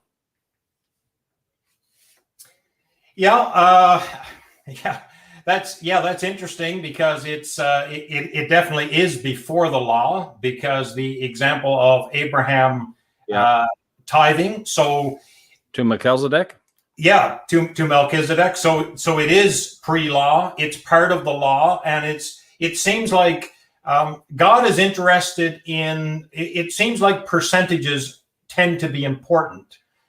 So the 10% is there, and if you look back even in the law, there are examples of the tax being actually closer to 23% when everything is tacked in. So when you when you look at where we are at the 10%, and it's interesting, we kind of really need to be challenged. But the other piece of stewardship is that we not just focus on 10%. I think that's the challenge around the money conversation and integrating your faith with your finances. The tendency in the church circles, and I've heard pastors stand up to speak, and I heard one recently before COVID, but I went and I was all excited when he stood up, because he said, "I'm going to speak this morning on money." And I said, "That's perfect. That's right up my alley." And I was very interested in what he was going to say. And he proceeded to talk about tithing and giving. That was it. Yeah. Right. But there are so many other uses of money that compete with our giving effort. And because of those other things, and if you could put up a slide for me, Brad, probably the second slide would work if you can get to that. It's summed up actually in 4 words, where it says live, give, owe, and grow. And basically in those words are the only things that money can go to. And they're really 5 things, because it's tax and owe debt. So you can owe debt and owe tax, but it's the live and the give, and the investment part is the other piece. So it's kind of summed up in that. And the interesting thing is that, like a piece of pie, or a pie is only so big. And I can tell you this from experience, because we had some pie for supper. I actually wanted more, but it was my wife cut the pie, so it's pretty evenly distributed. But the bottom, if you were here, Brad, it probably would have been, you would have been favored a little more, I think. So the sliver. I'd have 2 pieces of Kathy's pie, see? Right. But the interesting thing is, as you cut that pie into 5 pieces, then you can only, one affects the other. So if you get a bigger piece of the pie, that means that I probably get less. So if our lifestyle is large, then that means something else has to be adjusted. And it's interesting. It's easy enough for us to say as well that, okay, as Christians, giving is my top priority. And it very well may be, but these things that are vying for our money, they happen simultaneously rather than sequentially. we'd love for them to be in order where we could just prioritize and say, okay, the first thing I'm going to do is give. But the reality is life comes at us. And in actual fact, the number one place where our money goes is to taxes, because it's deducted, typically for the most part, it's deducted from our pay before we even receive it. That's right. So what becomes priority here is the challenge. And I think this is more of a message that needs to be shared, because if you are able to, as a pastor, if you are able to help your congregants reduce their debt, statistics show the lower a person's debt load is, the more they give. Right. Incidentally, if they give more, they also are able to reduce the tax sliver of the pie. And Right. I think that may have been a question that was asked earlier about that being a motivation around giving. It's right here. What are your thoughts on tithing in order to get tax deductions? People and organizations sometimes give in order to get that. Yeah, and we can even play that back with the traditional message, the charismatic message around giving to get, even making a donation, blessing the Lord and blessing the church in order to get. The motivation is not right. The motivation is that you have a heart to give. I mean, Jesus, right, when he was on the earth, he gave because he had compassion. He was moved with compassion. He was moved with something on the inside of him. And it's interesting that Jesus said, where your money is, there your heart is going to be. And if your heart has a compassion for people, then you're going to want to give. Like that's a powerful piece. And, it's a process, Brad. I got to be honest. Like, I have learned so much in the last 10 years about stewardship and ownership. And I remember the day I sat in my office in Corner Brook and I just said, Lord, this business is yours. All of the assets that I'm managing, I just surrender it over to you. And the interesting thing is, my business was never so blessed than after that point. I struggled for years, and you would know this, you know me personally.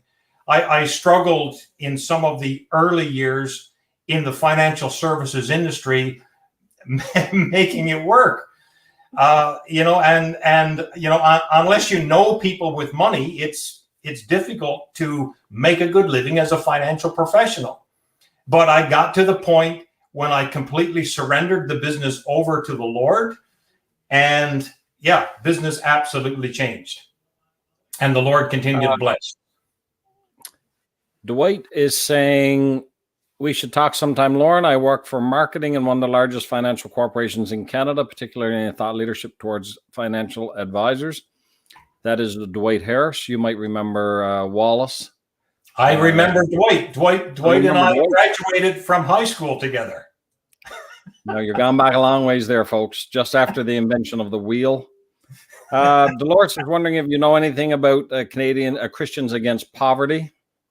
I do indeed. An organization, a great organization that actually helps people who are particularly struggling with debt, helping them to get out of debt. So yes, a great ministry. Yeah, I see there's a scammer on here. Barb is asking about that. Somebody is looking for money. You can ignore that. That's probably, I don't know what that is, but you can ignore all of that. Ainsley is wondering, Lauren, any thoughts on the idea that churches should always be a little in the red? Well, I think it's important to be prudent with finances, just as it is personally. And the Bible talks a lot about debt and, being a borrower, being a slave to the lender.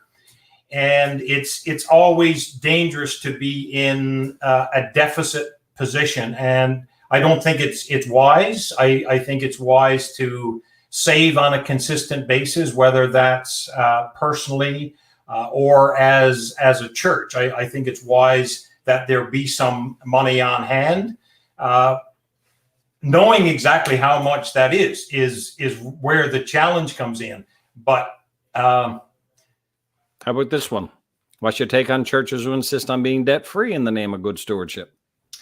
Well, I think wisdom around debt is powerful, and I don't believe God sent us, created us to be in a position of slavery.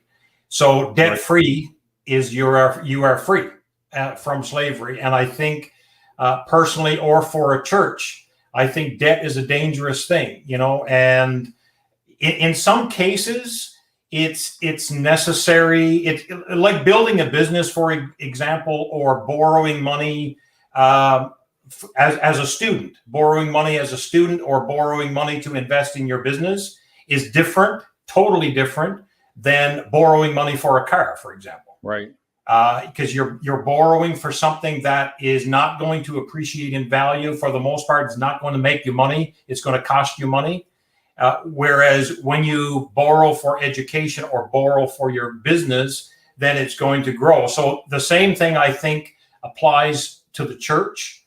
The church can, I think there is certainly permission granted, and there is some lenience there to be able to borrow, to do that, but borrow in a wise fashion, just as you would personally, and not extend beyond your ability to pay, because scripturally, there is an obligation to repay debt. And, and scripturally, there's also an obligation even to pay tax.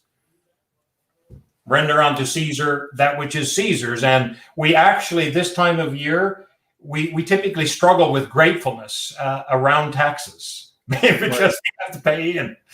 Yes. But, you think about what our tax system actually provides for us, and it's actually pretty powerful. Well, that's true. Especially here in Canada, we give no thought to being sick. We give no thought to any of these things. We tend to focus on how the government could use our dollars more wisely. Yeah. But we don't tend to have a good attitude of gratitude.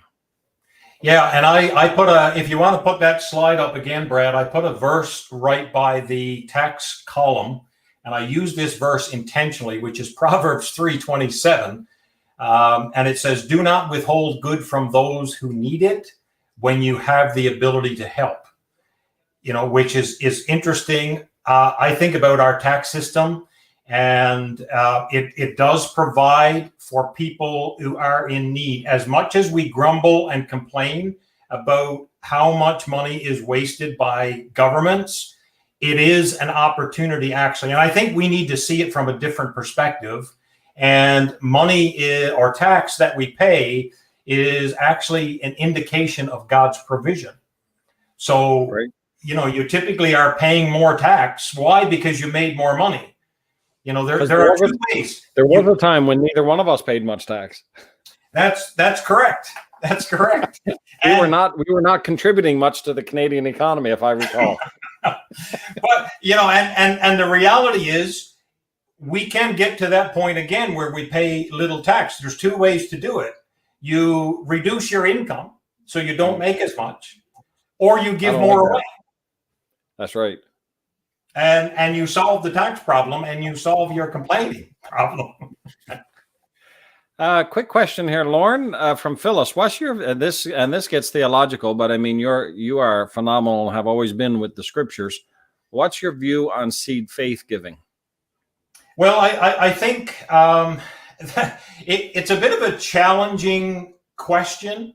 I think you read the verse, Brad, that give and it will be given back to you.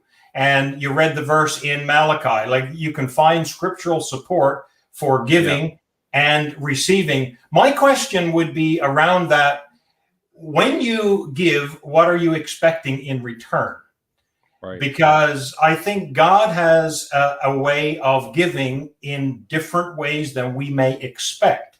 And, you take that verse in Malachi where it says, test me, I will open you the windows of heaven. Well, our natural interpretation of that is, okay, because we've given, we're going to receive back in the same form. Yeah, but that's right. It's try me in this. It's try me in your whole life. Like, I'm going to supply what that is saying is, I'm going to supply as you need. That could be protection for your life. That oftentimes, how many times, especially in Newfoundland, driving, have moose been redirected and not out in the highway when you went by, you have no idea that the Lord protected you. You know, there are so many different ways that the Lord is able to give back to you health, you know, health personally, health for your family, so many different blessings. I think it becomes negative, to be honest, when you give $1,000 and you expect 10,000 back. I think that's a dangerous approach to our giving, and that should not be our motivation for giving. Dwight is helpful here. There you go. Here's a good one, Lauren. I would love to hear you on this one from Alex. Hi, Alex. Hope you're doing really, really well. Alex always asks the great questions. What's the verdict on the stock market? Would that be considered gambling God's money? Well, if you think about the basis of the stock market, what are we doing if we invest in stocks? We are, in essence, investing in companies. And by the way, this mug that I'm holding up is actually from Eventide. You can't see it. Yeah, Eventide, which is a mutual fund company in the U.S. And that their tagline is investing that makes the world rejoice. So they invest in stocks. So you see it as gambling if if I were to start a company, because in essence that's what it is. And what they do as a company is find companies that align with faith values, or the values of people of faith. That's in essence what they do. So really, I don't see it as a gamble. Now, if you're, I guess it can be in some respects seen as a gamble if you're not doing your research, if you're just throwing it in. And again, it goes, I think, back to your motivation. This is a hot stock. You just buy it, and your goal is to multiply money. Then it becomes more like gambling. But I think investing for the long term in larger companies is not really gambling. It's really investing for your future. And the bottom line, with interest rates as they are today, it seems like that's a much better place to invest. Should we be into Bitcoin? That's an interesting one. I'm not so sure. It's, it kind of depends on your risk. And one of the things that I would say, even before answering a question like that, we need to look at where we are personally on the live, give, grow spectrum. And I'll tell you a great exercise. I'm reading the text here message from my daughter. Yeah, Joy wants to weigh in and make a comment, so I thought I'd put that up for you. Yeah, that's good. But if you look at one great exercise for everybody is live, give, grow. And this is a great time of year to do it. Sit down with those 5 categories and determine how much money is going to each of those categories. Right. Because, you think about what the Bible says. The Bible calls us toward contentment, and we should be content in how much is going to each of those areas. And I've talked to people who've asked me to hold them accountable for their giving. And they actually gave me their tax returns. I reviewed their file, and come to find out, it's interesting. You mentioned about the 7%. Statistically, people are giving about 2.5%. So way below what I would call the training wheels of giving. But what I've started to do every year around tax time is to look at how much is going to tax, how much is going to my lifestyle. And maybe I need to rein in my lifestyle if I desire to give more. So it's pretty powerful to think about and to calculate how much is going there, and then to ask the question, am I content? Because, interestingly, Paul talked about being content in whatever circumstance he is, or he found himself. And I find that verse is probably one of the most, if you look at Philippians, it's a verse that's very much taken out of context. I can do all things through him who strengthens me. There we go. So So, Brad, tell me, what's the context of that verse? Because if you look at it, it's pretty powerful, because the previous two verses are completely about contentment. Yeah, but that's all. And the whole chapter is about giving. The whole chapter is about their sacrificial giving to meet his needs. And we miss that. We just pull those couple of promises out and we proof text them, right? Yep. Yeah. Well, the interesting thing is, it speaks about your personal financial situation to a large extent. And Paul says, I've learned to be content whether I'm hungry or full, whether I'm prosperous or I don't have much. And it's the all things that he can do is around being content in that circumstance. And then I would say the number 2 verse around that's pulled out of context is a few verses later. This is the great fridge magnet verse. My God shall supply all your needs according to his riches in glory. Why? Why did God promise that? Well, here's, and it goes back. Yeah, you queued me up beautifully.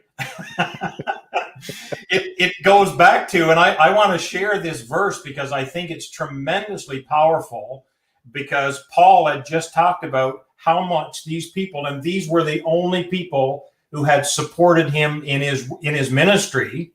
Yeah. And here's what Paul said in verse 17. So just a couple of verses before, he says, not that I seek the gift itself, but I seek for the profit which increases to your account. And when I read that, it was like, wow, what account?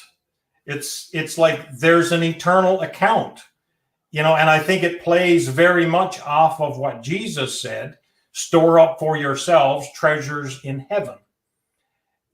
That's an interesting concept, because many times we get that verse quoted and it's like, well, we got to store up treasures in heaven. We don't store them up on earth. But the two words that we miss often is what Jesus said is for yourselves. Right. So, so there's some personal motivation, some personal benefit for accumulating. And what Paul says here, I seek the profit that I'm excited about the profit that increases to your account. So it's to your heavenly account. And he said, I've received everything in full. I have an abundance. I am amply supplied, having received from Epaphroditus what you have sent, a fragrant aroma, an acceptable sacrifice, well-pleasing to God, and my God shall supply all your needs.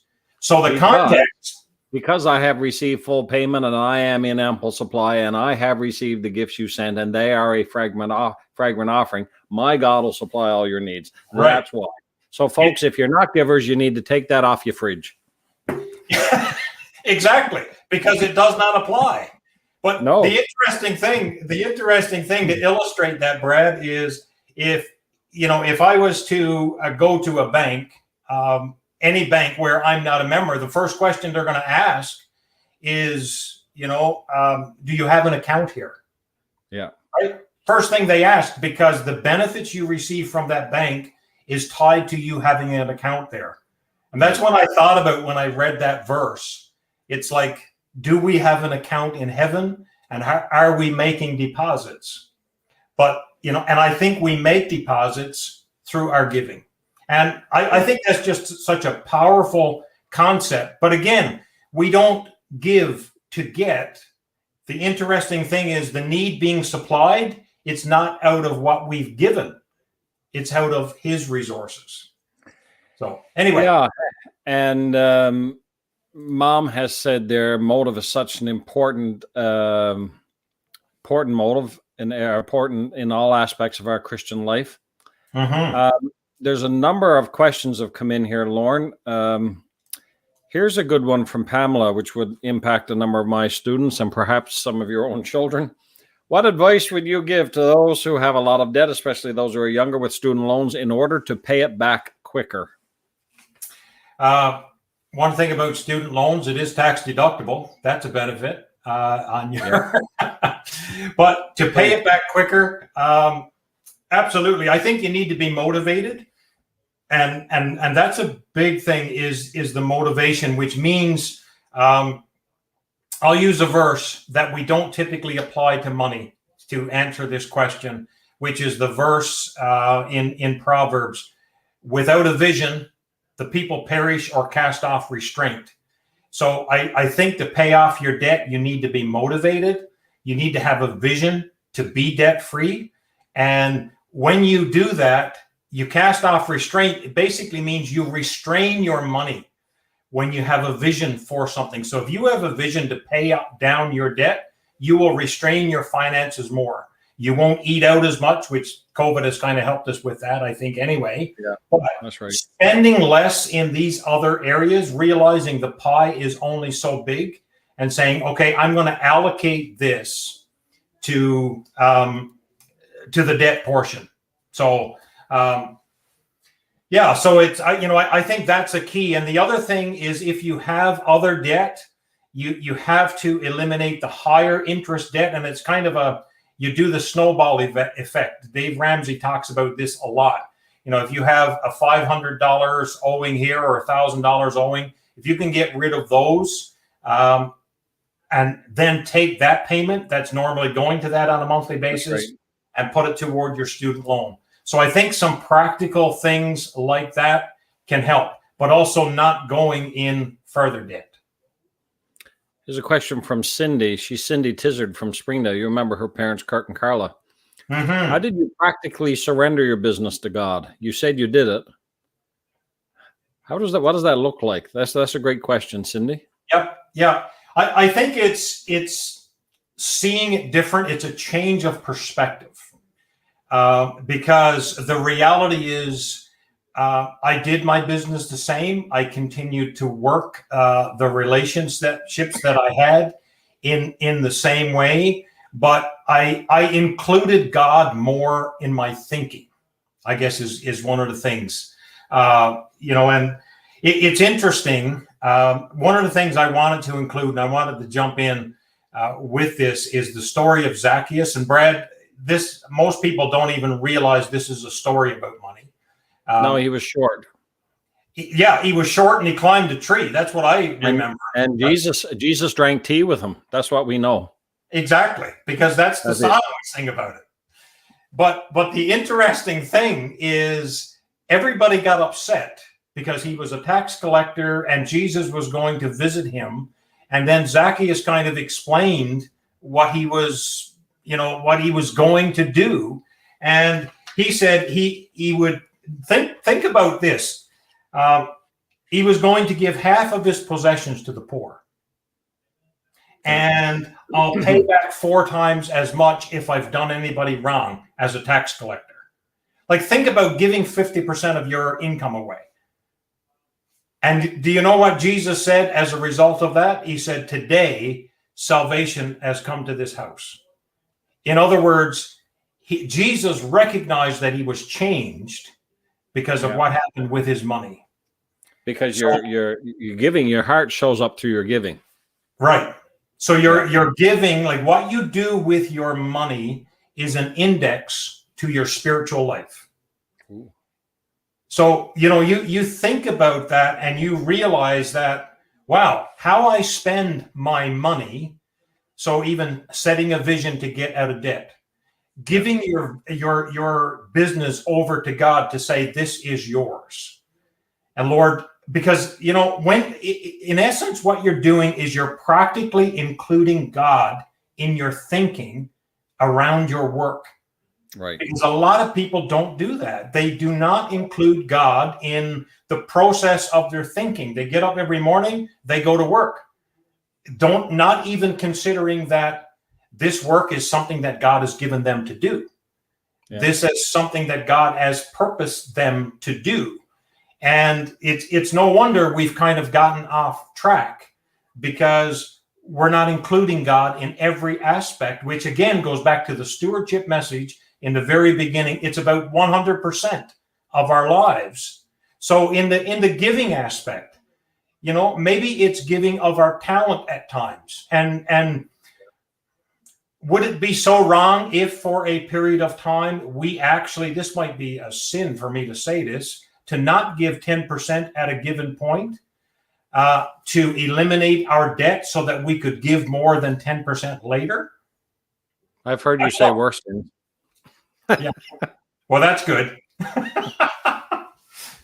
But it's like I think sometimes, Brad, we get so hung up on that 10% and feeling even guilt if we don't give that 10%, when in actual fact, God is interested in our heart. Right? So here's the question on the screen for you now. Yeah. What about the widow or single mom who found 10% impossible? So, Lauren, you know, because you've been banging around the world a long time like I have, there are people who literally don't have enough to live on. And there's two schools of thought there. One is that they use their money to live and feed their children, and they tithe on their time. The other is that you give God's money first, supposing you don't have enough, and then God comes through with the provision because you honored him with your, with the first fruits. Yeah. What do you say to that particular question? Well, I think we have to honor the Lord with everything that he gives to us. It's not limited to 10%. Right. And you think about the widow, and that's an interesting, the widow's mite. And Jesus said she gave more because she gave out of really what she didn't have. She gave all that she had to live on. So there's an element of trust to give more. And I think this giving is a journey. It's a process. And if we are giving just because we are instructed to give 10%, I'm challenged with that personally, because I think that 10% needs to be a matter of the heart. And maybe for me, and the interesting thing, that maybe it needs to be an escalated scale, much like our taxes are, where, maybe we give 10% on the first 10,000 or the first 15,000 that we make. And on the next 15,000, we give 12%. And on the next 20,000, we give, we keep increasing it. Well, see, and here's the verse, right? Each person should give what they have decided in their heart. Yep. And so it's not a 10% thing. For many of us, it's going to be more than 10%, because 10% is the floor given to people under the law who never had the Holy Spirit dwelling within to empower them to give more generously. But for some people, what they've decided in their heart to give is not going to be 10%. I really think that's where that verse is teaching there. Right. Yeah. And I think that's the difference in the law. But what was said in the Old Testament is that he would write the law on our hearts. Yeah. So, Jesus is interested in our heart. And when generosity gets a hold of us, the power of money is broken. And that's the powerful point, because, when Abraham was walking up the hill, and Brad, I've lived this myself, where it got to the point where I had to trust the Lord for my income. And I had no idea where my income was going to come from. And this is in the last 5 years, after leaving where, my business in Newfoundland, and where I was truly being blessed in my business. I was making more money than I ever made in my life. And I stepped into this work because I believe God called me to do it. And Lauren's in Ottawa, by the way. Yes, I'm in Ottawa now, and I work for Kingdom Advisors is out of the U.S. And I remember the day when they said, Lauren, we know we need somebody in Canada to do this work, but we don't have a budget for Canada. So if you're willing to come on and trust the Lord for your provision, those were the words, welcome aboard. What nasty words. And the Lord has provided. But the interesting thing is, I was not prepared to leave my business to step into a situation like that. So, right. The Lord uses our lack of knowledge sometimes to move us forward, because I moved here into a salaried position, and I was here for about 2 years, and the salary was gone. And it was, okay, now you have to raise your support for the work that you're doing. And you know something? The Lord provided for me. And I went back to the story of Abraham and Isaac, in all honesty, at that point. And I said, Lord, I believe you called me to do this. It's your responsibility to provide. And I think that's where Abraham was. Abraham was walking up the hill. Isaac, right now, he didn't say this, but, or maybe he did, I don't know. Right now, you're the sacrifice, but ultimately, this is God's problem. God is going to provide. He had confidence that God was going to provide. And I think around our giving, we need to journey to the place where we know that if we give out of when we don't have a lot, that God is going to provide. And it's a place of confidence. And God, if you haven't been saved long enough to know that God sometimes uses a bit of bait and switch, then you haven't been saved very long. But God will sometimes call you from A to B, knowing that you don't know the full story on B, because if you knew the full story on B, you'd never leave A. Mm-hmm. And he does this. He does this fairly regularly. Lauren, amazing to see the different ways in which God places passion in our hearts for the things he calls us to. To hear Lauren talk about this tonight is so refreshing. Then there's a bit of a conversation going on here, Lauren, about tithing on 10% of gross or net. And we have actually covered that in the sense that the Bible teaches we are to give what we have decided in our heart. And the 10% is an Old Testament concept in terms of that precise number given to people without the Spirit who are under the law to help keep them free of greed. So in terms of whether or not you tithe on your gross or your net, Lauren, from my perspective, that's personal conviction based on how the Lord leads you. And I think that's an important point, because a lot of what we teach our advisors is developing your own personal convictions based on what you see in Scripture. I mean, biblical principles need to come out, and it needs to come through with conviction, and you need to establish your own convictions. So hear someone say you should give 10%. Well, that's fine, but it needs to be a personal conviction of yours. And, giving, think about, like, what do you receive overall? So I look at that pie chart, the live, give, grow. So you start with the gross on everything. So if you've decided in your heart that you're giving 7%, you're giving 12%, you're giving 10%, perfect. Roll with that. But what I would challenge you in your heart is, if you've been on this journey for years and you're giving 10%, I would say, dare I say, shame on you? Because we ought to be growing. Yeah. Like, we ought to be growing in our faith. And the more we give, the more we reduce our taxes. My goal would be to eliminate the debt, get the debt gone out of the picture altogether. That's my goal. And so where does that 10% go in this example? Well, you decide where it goes. If it goes into the give column, then great, it reduces taxes. If it goes into the grow column, the invest column, and you're contributing to your RRSPs, it also reduces your taxes. Right. If you reduce your lifestyle, or maybe, when you get rid of your debt, you actually want to increase your lifestyle. Nothing wrong with that. It's interesting that the Bible also teaches us to enjoy what he's given to us financially. So there's a balance in the Scripture, and I think that's one of the most important messages that needs to be shared around money, is what is in competition for your money is there all the time. You've got ads all the time. Buy this new car. Your house is not big enough. Get another house. Build a new house. Get bigger. Right? There's always something. The pastor is asking for your money. The missionary is asking for your money. Right? On the giving side. The bank, well, they're encouraging you to go in debt more to increase your lifestyle. Right? It's a constant barrage. The challenge is, are we being driven by, and maybe Brad, you could put up another slide, are we being driven by the next slide on the list? Are we being driven by culture, or are we being driven by our biblical worldview?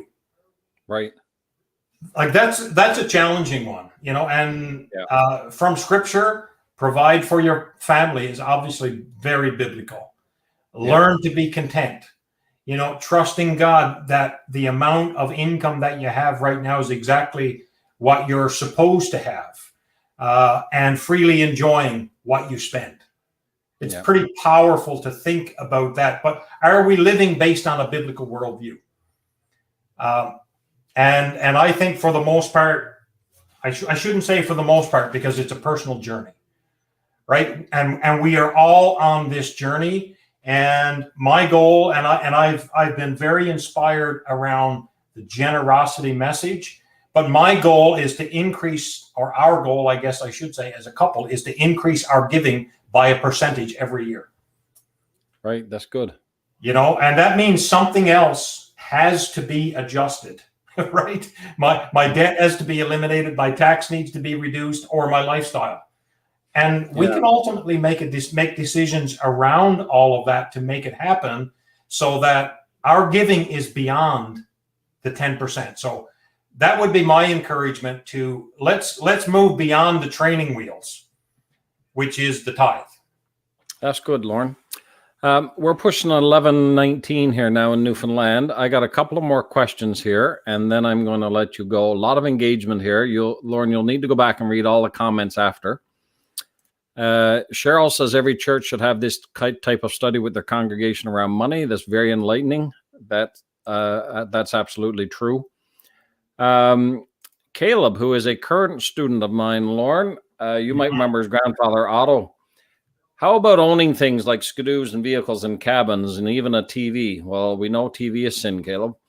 If we give and are blessed and buy these things, how do you feel about that? Often things we own or our interests we spend in, I found, can be a bridge to some relationships.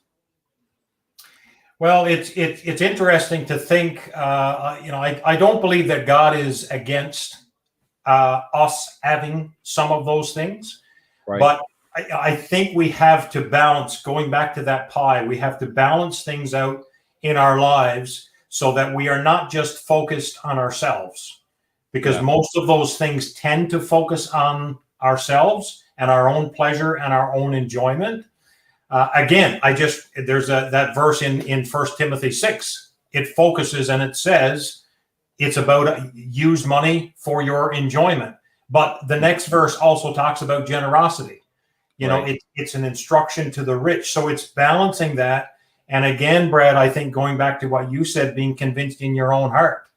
I struggled with money that I spent in the last year because it seemed like it was focused primarily on pleasure. And it was a hot tub in my backyard. And yes, I recall this. Yes, and I was personally glad to see you break down and spend some of your money. So I thought it was tremendous. Well, here's what I struggled with. Is it just for my pleasure and relaxation, or is there a deeper purpose in that? And we have had some wonderful conversations in that hot tub with the family, because it's a place where everything is set aside. Your mobile devices are gone. You don't want to drop them in the water. And that's right. It's just a time to sit and have a conversation. And we have had some deep, accelerating conversations in that hot tub. So going on a vacation can serve a great purpose to bring a bonding in your family, in your marriage. So I think it ultimately ties to the purpose. But if it's only selfish, and you need to judge that in your own heart. I can't say to you, Brad, you shouldn't have what you have. It's in your own heart that you need to judge yourself. You need to consider, why are you doing this? Maybe it's something you need for your own peace of mind. And honestly, Brad, let me say that what you are doing here on this program week after week is one of the greatest acts of generosity and giving that I've seen. It's a model of stewardship because it's not something you have to do. It's not something I don't believe you're getting paid to do. Not a dime. No, and it's costing you a significant amount of your time, which I know you don't have a lot of. But interestingly, time is something that we've all been given an equal amount of. So how do we invest it to be the most productive? So, well, that's interesting because I actually view this as an investment into the kingdom. Yep. So I've been given a number of gifts in my life. I was given the gift of a good upbringing. I was given the gift of some measure of intellect, and then I was given the gift of educational opportunities. I was given the gift of communication. And so to whom much is given, much is required. And so now the way I repay those gifts is I invest back into the kingdom. And I personally do view this as much of an investment as if I were writing checks. Yep. And you might know this about me. I actually find it easier to write checks because money has not too much hold on me. Right. But this requires hours and hours and hours. Melinda will tell you that.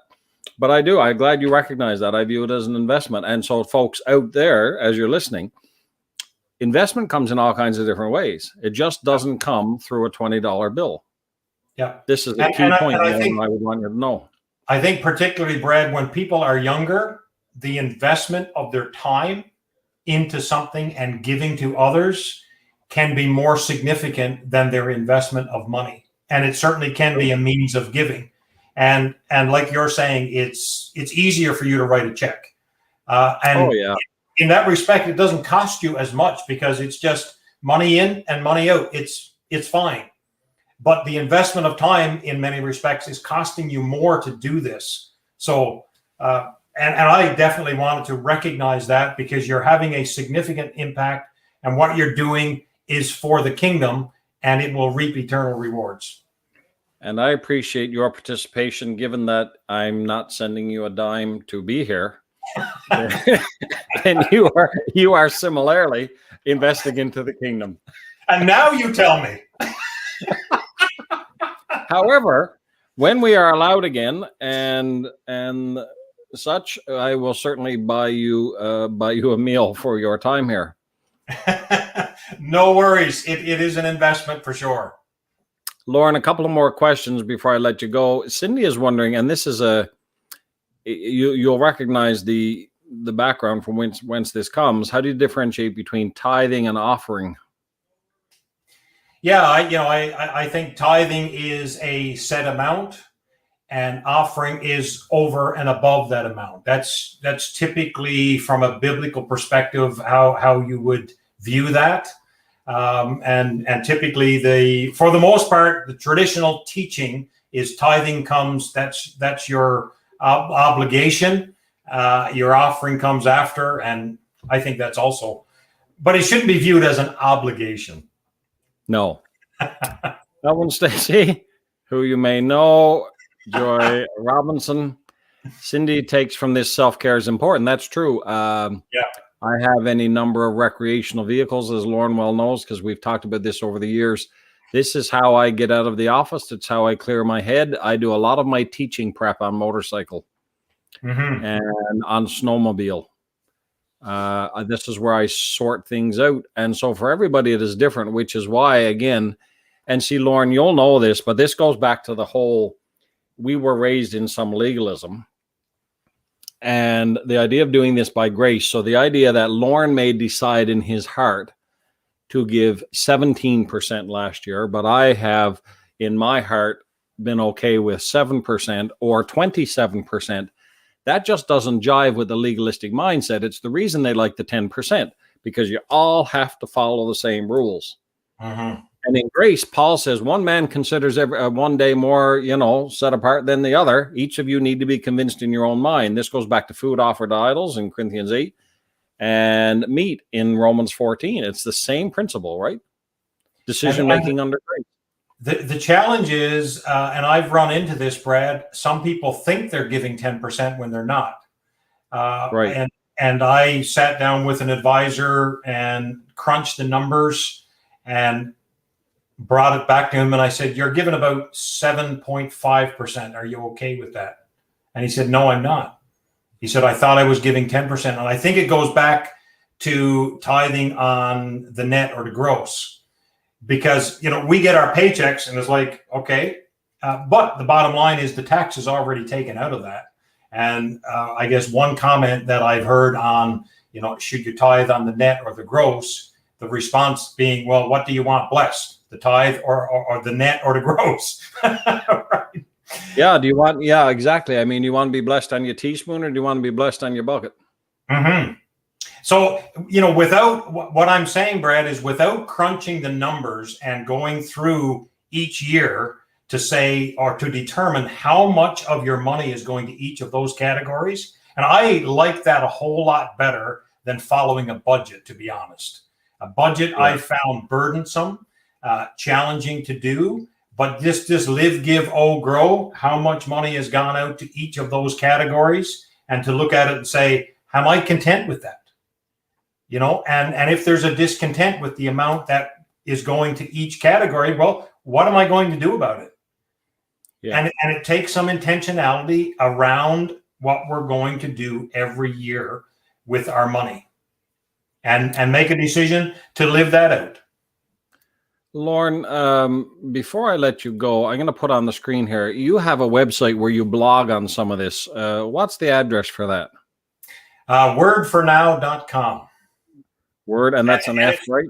And it's the number 4. So Word for Now. So that would be like that? That's like that. Yeah. Wordfornow.com. If you want to follow more of Lauren's teachings on this, and he blogs from time to time, you can find it right there. Brad, there's another resource that listeners may very well be interested in. We have Kingdom Advisors has a radio program in the US called MoneyWise. So they've developed a MoneyWise app. So moneywise.org, you can go to there and you can download the app, and they use an envelope system, and you can do it by those categories: live, give, grow. And you can divide your money, but make sure you find, if you go to the App Store, look for biblical finance or Bible finance, because there is another MoneyWise app that's different than that. So, but it's interesting because you're able to track your spending on a monthly basis and determine where it's going. Because the problem is, a lot of people don't know where it's going. We don't track it. We just spend it. Yep. We get it, we spend it, we enjoy it. But if you don't know where it's going, and by the way, it doesn't matter, even if you're wealthy, you should be tracking, because otherwise it's, you're probably not being as good a steward as you could be unless you're tracking it. Right. Yeah. Well, Lauren, I'm going to let you go. Joy wants to know if you have any embarrassing or funny stories about me from youth group days. But sadly, Joy, we are out of time. And there is no time for that, Joy. It's 11:31 in Newfoundland. We have to focus on deeper theological matters than trivial stories. Yes, especially if they involve any embarrassment on my behalf. Well, thank you, folks. I'm going to let you go there. Lauren, you can stick around if you like, because we can chat after the broadcast. Sure. Thanks so much for being on. I really appreciate it. And some great teaching tonight, sir. Great to have conversations about this, Brad. Appreciate you having me here. Oh, you're most welcome. Well, folks, thanks. We'll call her quits there tonight. No after service tonight. We're not in the revival mood tonight. And we will be back again next week on Easter Sunday night with some more teaching. So I trust and pray you'll all have a good week, and we will see you again in a week's time.